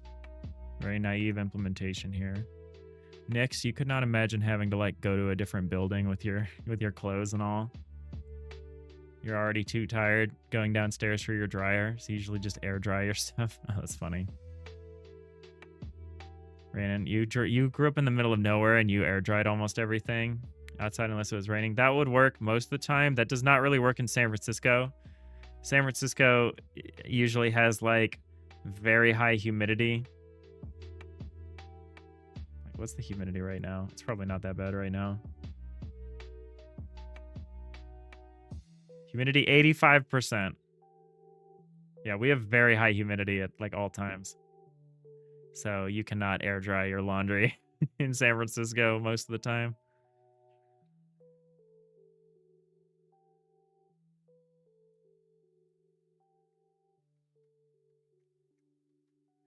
Next, you have your dryer literally underneath your bedroom, but due to Germany having thick concrete walls and floors, you can't hear it running at all. That's really nice. You can hear the washer because it's in your kitchen, though. I wish we had thick floors here. Our floors and walls are very thin. I'm sure everyone can hear me yelling. I can definitely hear my upstairs neighbor when they're, clomping around.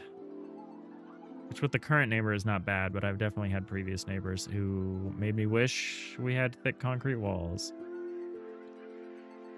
All right, so I think that's all the information we need to define. And then, what we do need to do is we need to increase the counts.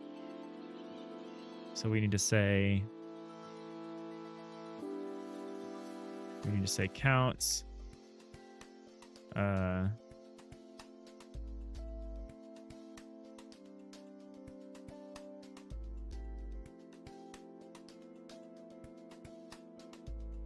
Key, well, we don't have key, so we need cursor coords dot z times all layers plus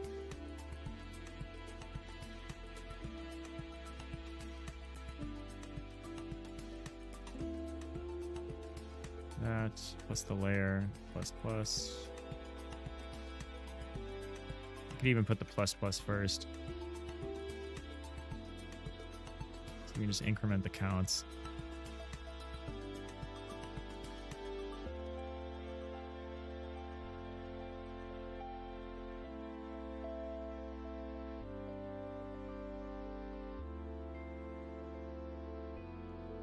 Oh wow. Yeah, I've only ever lived in big cities.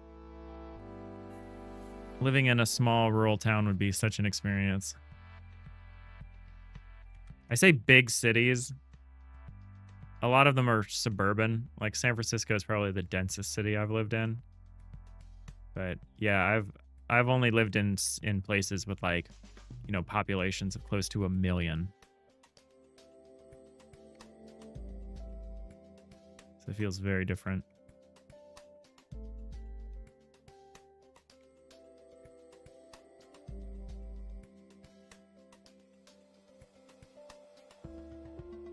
I don't know if I could hang.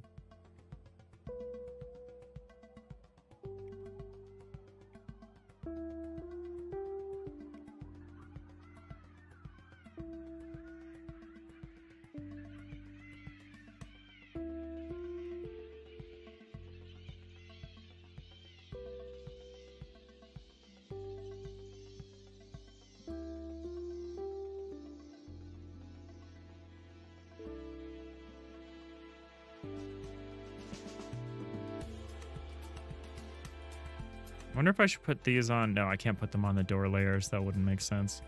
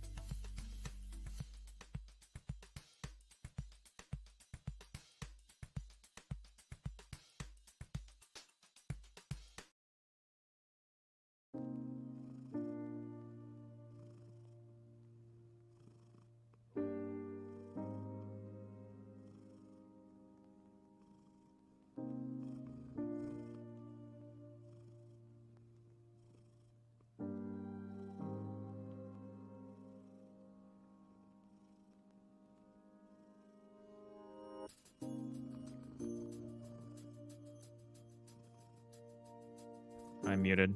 I bet the layer... I swear my microphone mutes itself sometimes. Okay, so here's something.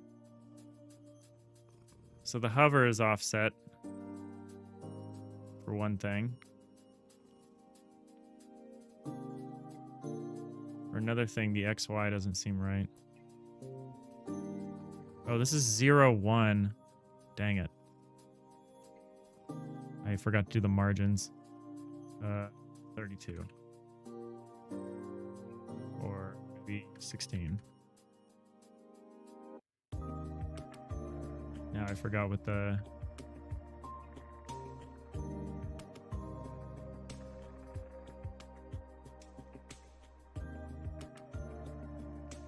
This wild... This small town stuff you're talking about is incredible to me. Rihanna Journey. So -8, -6. I messed up the setup here. Forgot to include the margin, the Y margin.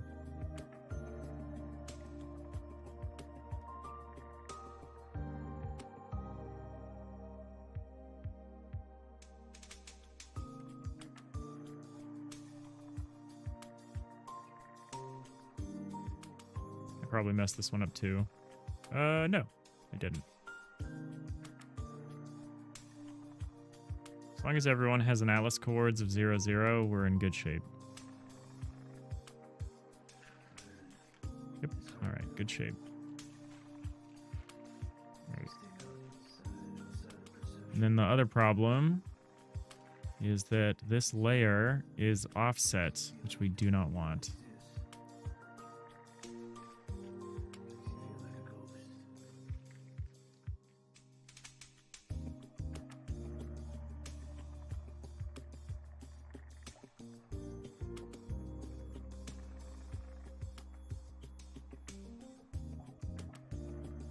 Okay, it's kind of working.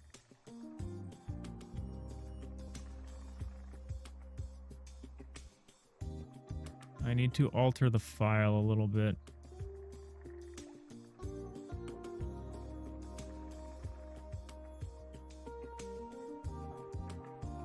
Because, yeah, there's this overlap.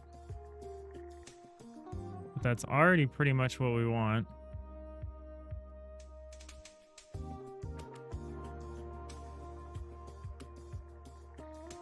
How are we dealing with that? Normally?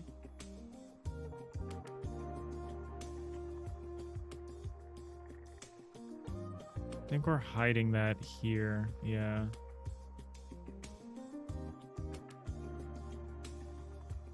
That would be consistent. So let's trim this is what we're gonna do.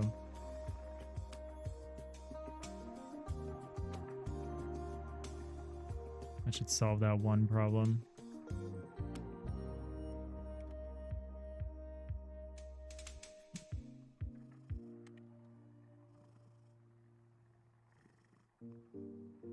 Oh, someone just came in through the gate. I hope they brought in my package.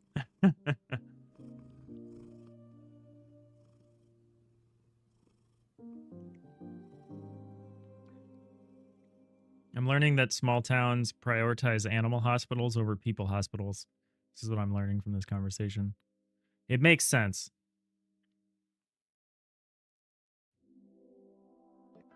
Why didn't that fix anything? Did I not replace the file correctly?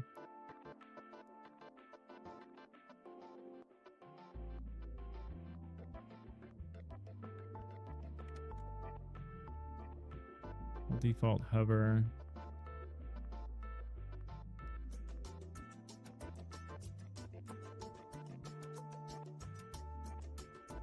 Is this too big? No.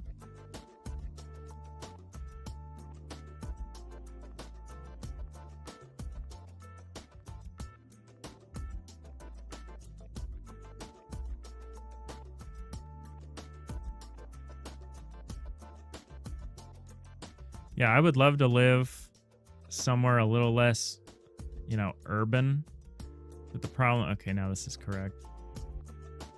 I don't really want this to occur. Oh, that's weird.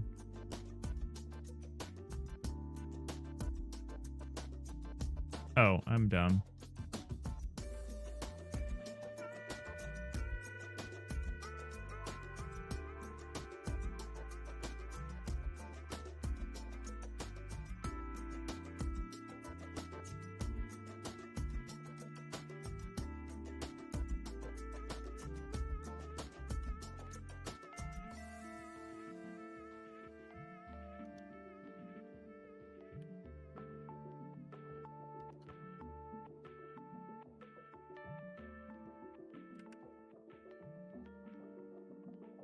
Oh, sorry. Yeah, so I have an interest in living kind of in a less urban environment. However, I feel like I would still want to live within, like, I'd want a trip to the hospital to take less than an hour. So it's tough. It's tough. I want all the things I get in my big city, like nice, clean drinking water, all of these services. But I also don't want anyone else to be around me. It's a conundrum. I really should have decided to be rich. I should have picked a different line of work. I could have had these things. All right, so bulk Z. What is the bulk Z texture origin? 24. 024. Okay, that's what we want. Move to Ottawa? Okay.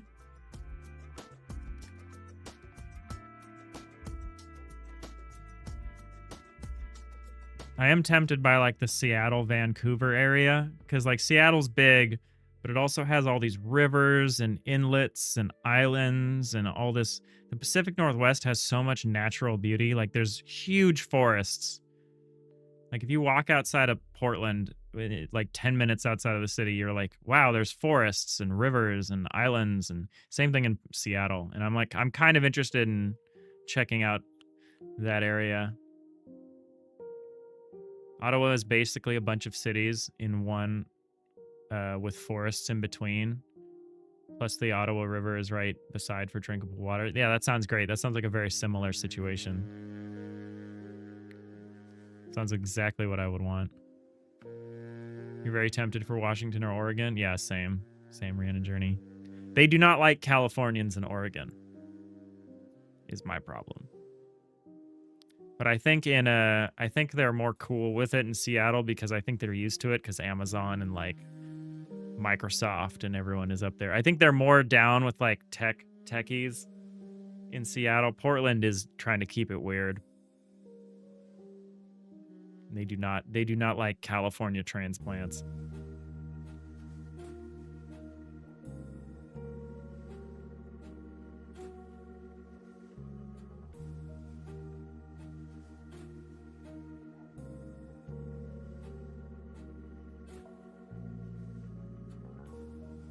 All right, so did I do this kind of? I think I need to add a caveat that says like not if you have a tile or a... I need like this to work differently. Oh yeah, like this is weird.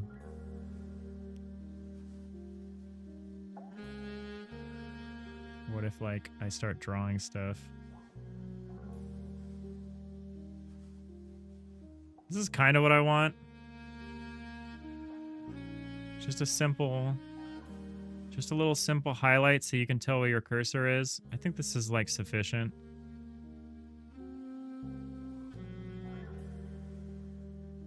The projection thing would be really slick. Like if instead of here you like moved your cursor left, it'd be really cool if the projection showed up on the side of this floor piece. So you could tell that you were like in line with this piece just out here. I think that would be the next step for this.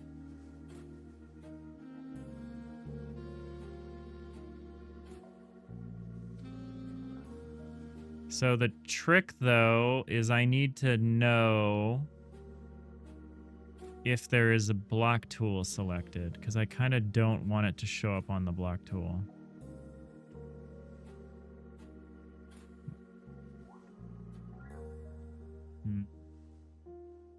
I'd have to think about how to do that. How does this look if we're inside, though, is my other concern. Like, my other concern is that you literally can't tell that this is occurring. If you're inside a room. Yeah, I don't know if you will be able to tell that. Ooh, it's very subtle, but you can tell. And that's a temporary problem anyway.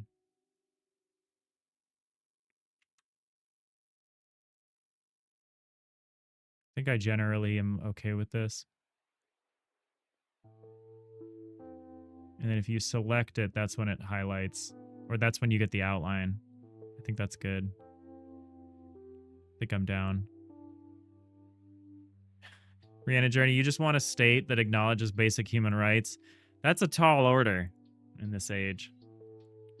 This is looking better and better. Thanks. Yeah, we're getting there. We're getting there. I know I'll just like plunk away at something for like 2 hours and it's like not clear what I'm doing. And then I'll just run it and I'll be like, well, that feature's done.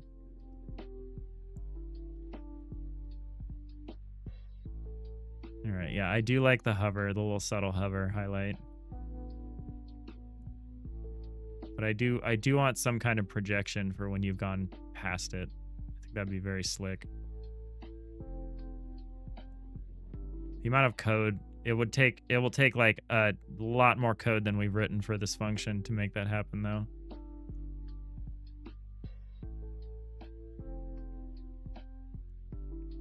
Actually, maybe we don't want that because I'm thinking about how this is going to work when we've switched to a raycast-like input.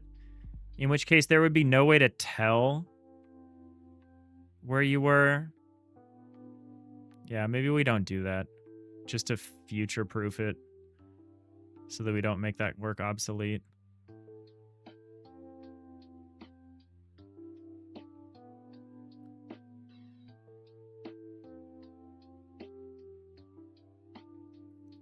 All right, so the only thing, then the only thing we need to do for this is to tell it to not do this if we have a block tool selected, because I don't want this. I mean, arguably it's not a big deal, but I don't want that to... Oh, maybe I do, though. No, maybe I do, because if you look at this, let's say, so if you picked a wall, it's a little awkward if you've got this, like, whitewashed kind of wall thing that you're passing around. The problem, though, is if you go with the floor, you can't actually tell what floor you're on because there's already a floor there if I get rid of that. So maybe this is sufficient.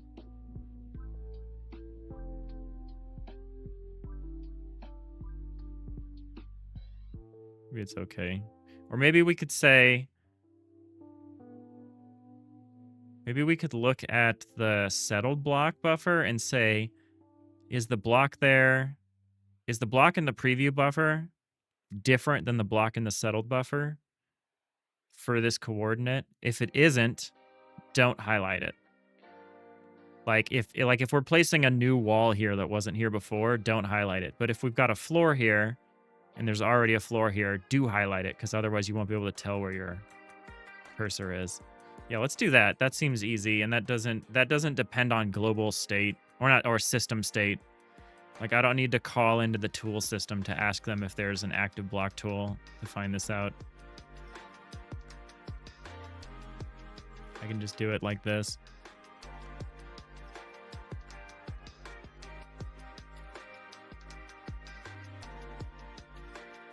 It's funny, we've been talking about laundry a bunch. I gotta go do some laundry right after this. Go do some laundry, I'll get a cup of tea, and I'll work at the little coffee shop next to the laundromat. I don't have to be at the laundromat, but sometimes I do like to just hang out at the coffee shop there.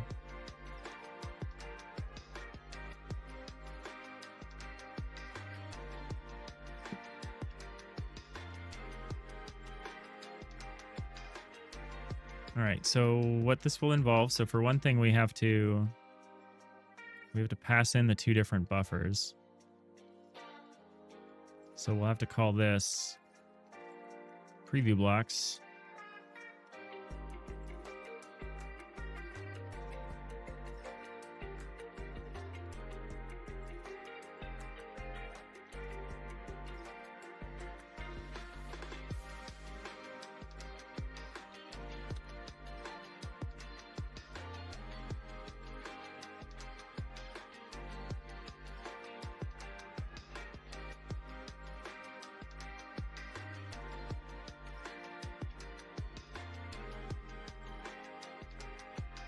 Do I actually get the settled blocks here typically? I do not.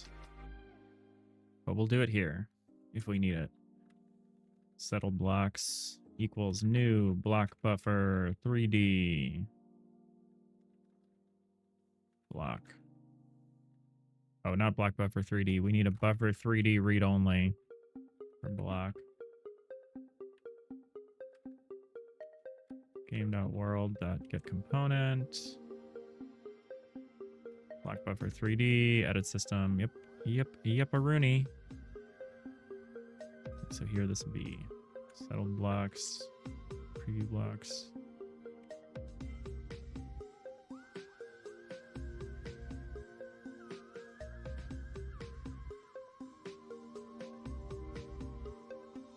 Your dryer died the other day. You're pretty sure it's a heat sensor. You want to replace it. It's a pain to access, so you're putting it off as long as possible.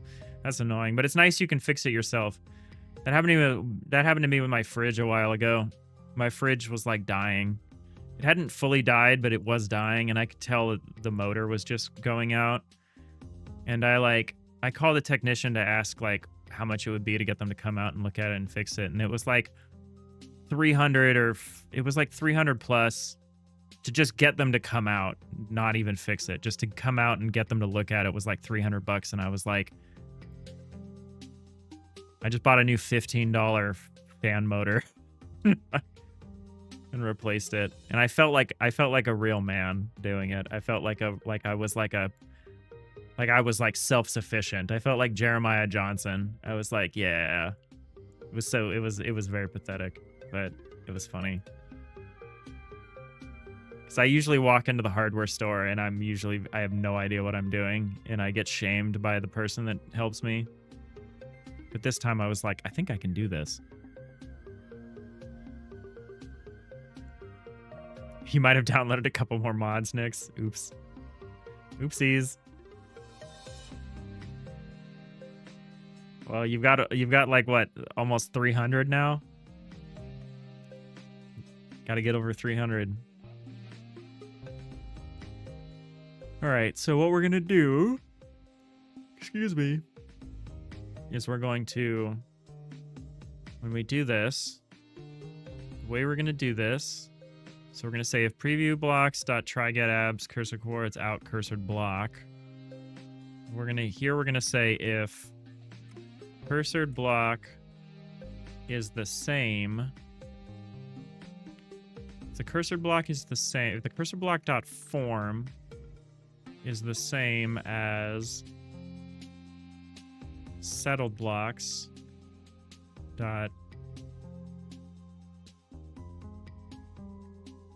Do I need to try get? I feel like I don't need to try get. I could just do get absolute.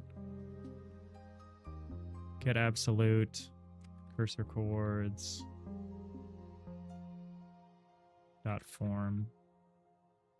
So if they're the same, or if they're not the same, then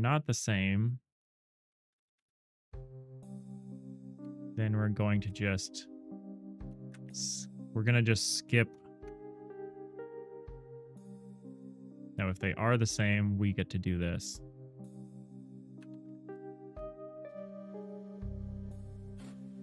I don't like that I'm indenting this switch statement again. I don't like that. Oh, there we go.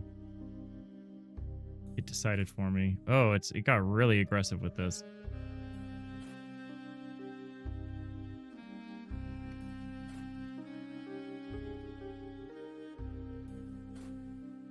That was maybe too aggressive. But maybe we'll leave it like this.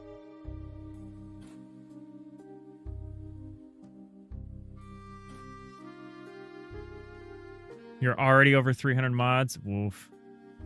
Rhiannon, your dad was a maintenance guy at an apartment complex, so you picked up a lot of stuff from him, thankfully. That is really thankful. There's not many people can be self-sufficient when it comes to appliances nowadays. I mean, it doesn't help that everything is like smart and connected to a computer. It doesn't help that your your drying machine can play Doom, right? Nowadays. One day when you were 14, your dad took you to work with him and gave you a new alternator for your truck, showed you where the old one was and told you to replace it, and then went to go do work. Wasn't really all that hard. You just loosen a belt, take out some bolts off. The young me felt so accomplished. No, that's really great. I think that's a very close to being a lost art nowadays. All right, I'll leave it like this.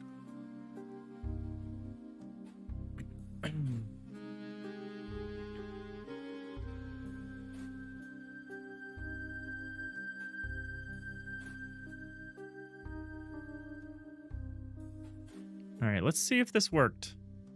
Let's see if this worked here. Oh, did I put the if statement here? That's wrong.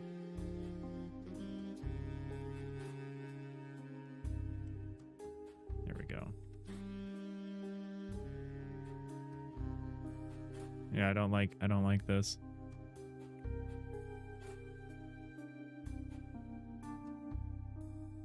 But it'll work okay. Nick's crazy, but if you try to log in using the QR code for Steam, it asks you a bunch of questions. If you have a VPN, like where you are, what are you trying to do, what are you using to log in. It's great for people who are at risk of getting scammed. Slightly annoying as you're just using a VPN. Oh yeah, I've never had that issue. Okay, so here, the highlight is not present, which is good, and that's because the preview block buffer point. So this is a preview block. It's following around our cursor. So that this is not being highlighted because the system can tell that this is just a preview block. And then if I place a bunch, now it's being highlighted because now it's like, oh, this is the same. And then if I switch to like a wall, the highlight goes away. But then if I place the wall, the highlight comes back.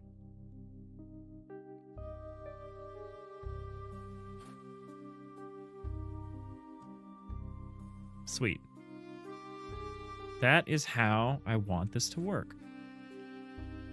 Wow, was this a one and done? Did we like essentially knock out the whole feature in like one go?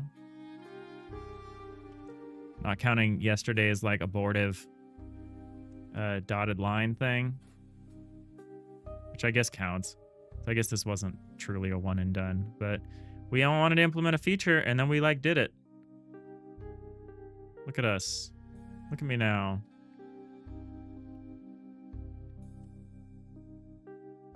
Oh. There's an edge case. Oh, no, this is correct. This is correct.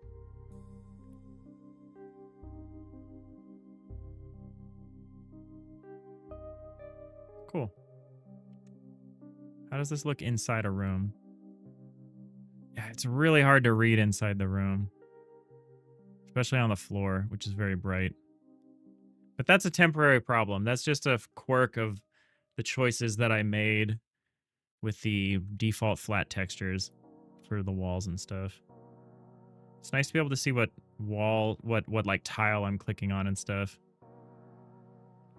Oh, it's a little weird when there's a half wall cut. Look at this. It's kind of interesting.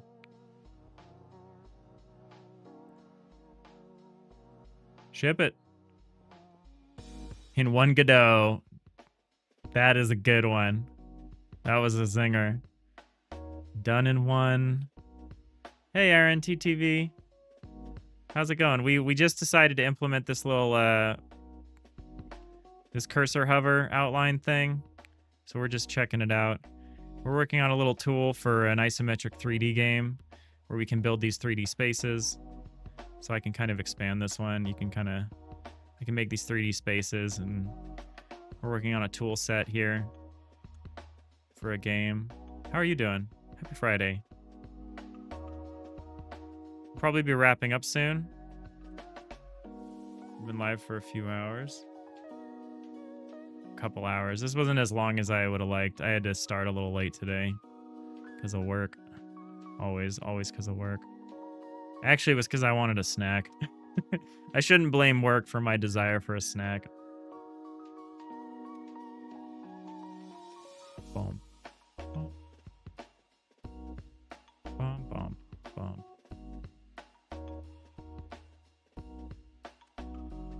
All right, yeah. It's a subtle, but it's a nice hover, and then when you select, you get the white outline on top. We like that.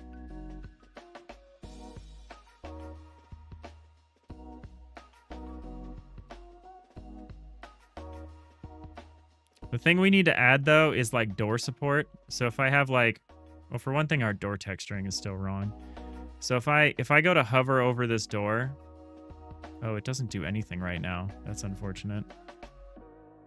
Why is that the case? Yeah, okay, so we need door support. So if you select or you hover over a door, it should do the whole door in one go. I feel like it shouldn't just be one segment of the door. I feel it should be the whole door.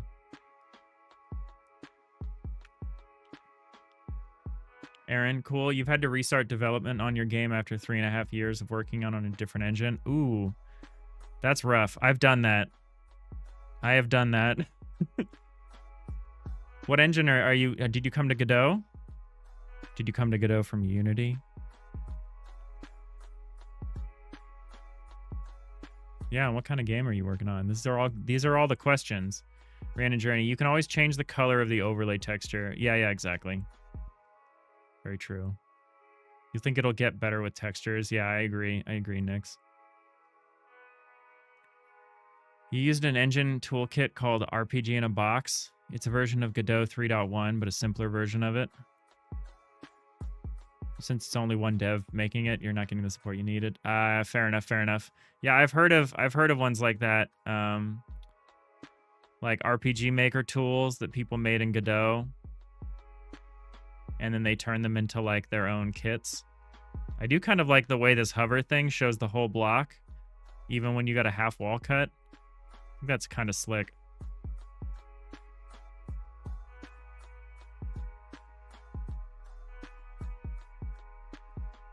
Yeah, we got to figure out why the door part's not working.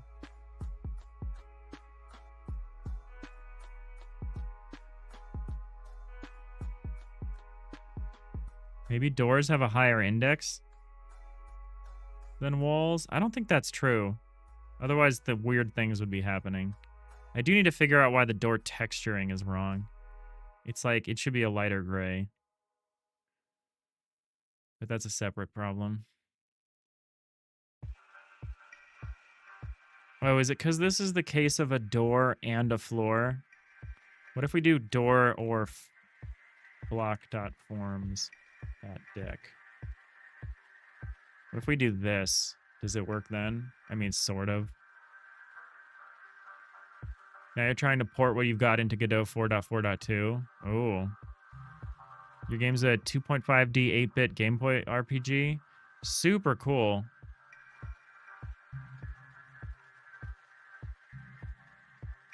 I feel like you've told me about this before. I might be wrong, but I feel like I've seen pictures of this. That or someone else is making a 2.5D RPG. You have been here? Okay, yeah, I remember your project. It's super cool. It's like if you took like old school like Zelda graphics and like projected it into a higher dimension. Yeah, super cool. Okay, so you've decided that you need to grow beyond the framework that you originally developed it in. Yeah, that was super cool. I was gonna invite you into the Discord because I didn't remember.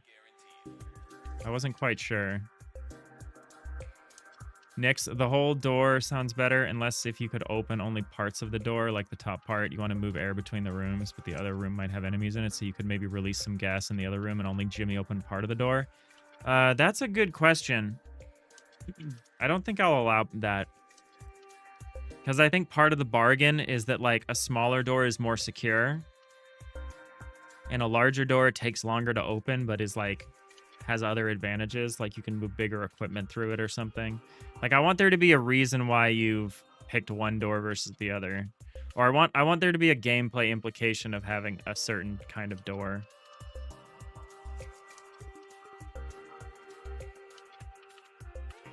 Okay, so we can play. So for some reason, the texturing on doors is flipped. I don't totally understand why. Okay, so the selection box is showing now over the door, but it's not doing it the right way. Yeah, we need to get it to expand to cover the rest of the door. We need that one feature, and then I would say that part. Then I would say this feature is done. So yeah, I gotta wrap things up, but I really want to figure out why. Well, for one thing, what's going on here with this little middle door panel thing flickering? The heck is that? What is this? What is causing that? The results are not guaranteed. Huh.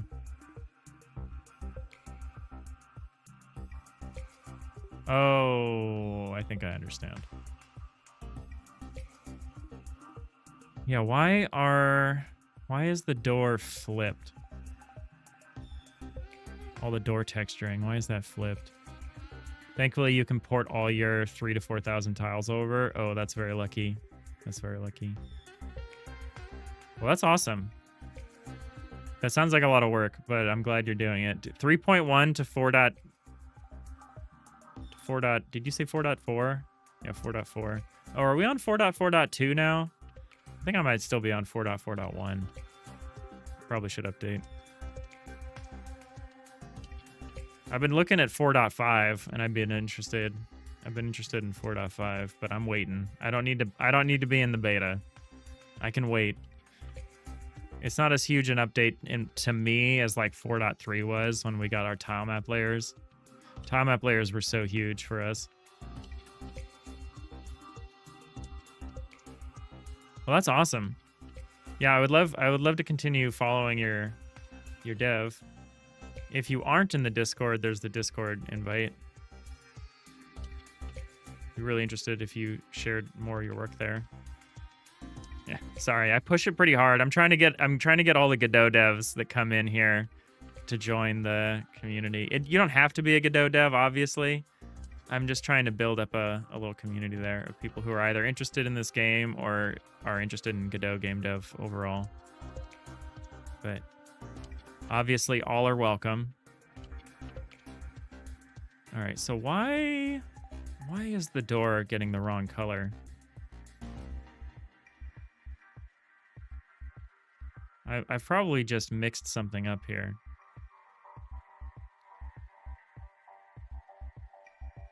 Yeah, I gotta decide if I want the cutaway to become a factor in that stuff, but I don't think I do.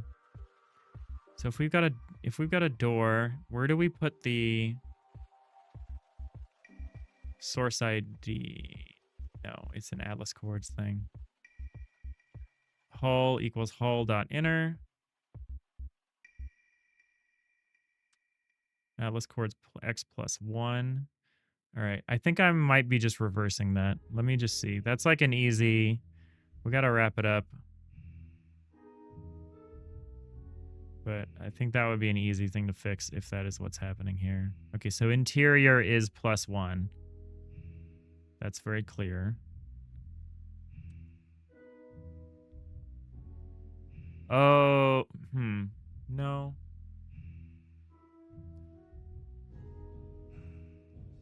I'm not quite sure I understand. I could be setting the door's hull incorrect. Let me see if I'm doing that. That would be truly insane. Hull. Position y block dot rooms. Positive y block dot rooms. equals 0. If it is, it's an outer hull. If it's not, it's an inner hull.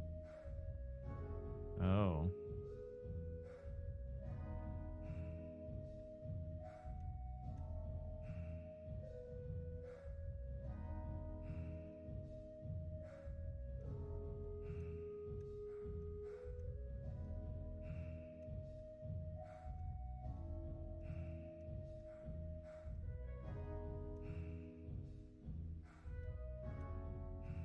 That should be giving us the correct behavior, but it's not, so I need to figure that out. Okay, well, that's fine. There's always something more to do.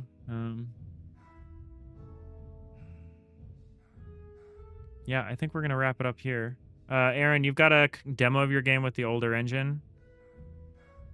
Oh yeah, I think you mentioned that. I saw your itch page last time. You've literally restarting since you can't port any of the code over. Oh, that's sad.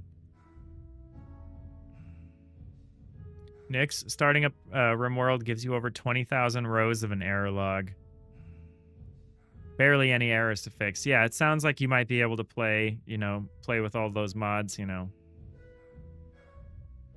few weeks. All right. I feel like we can't quite move the cursor block outline out of progress because we do need to solve for the case of the door. So we're very close. I would love to sign this I would love to move this task over, but we got one more thing we know we need to do, which is the doors. So not quite a one and done.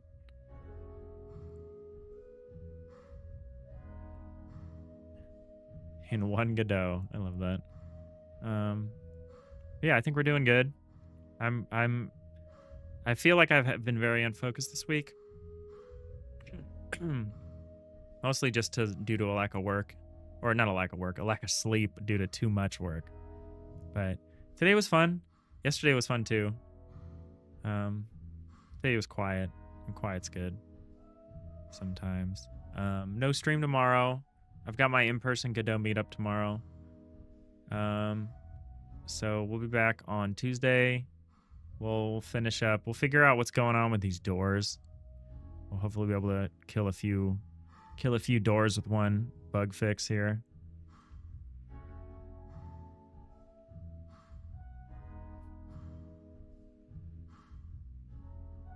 But yeah, this was nice. I hope everyone has a great weekend. Get some rest. Yeah, take it easy. Nix, Rhiannon Journey, Aaron. Everyone else who stopped by today. Adagon. That might be it. Oh, Arneo Mitsuri. Anyone who's lurking, thanks for hanging out with us today. Appreciate you. Hope you all have a great rest of your day. Thank you so much for watching. And I'll see you next time. Bye.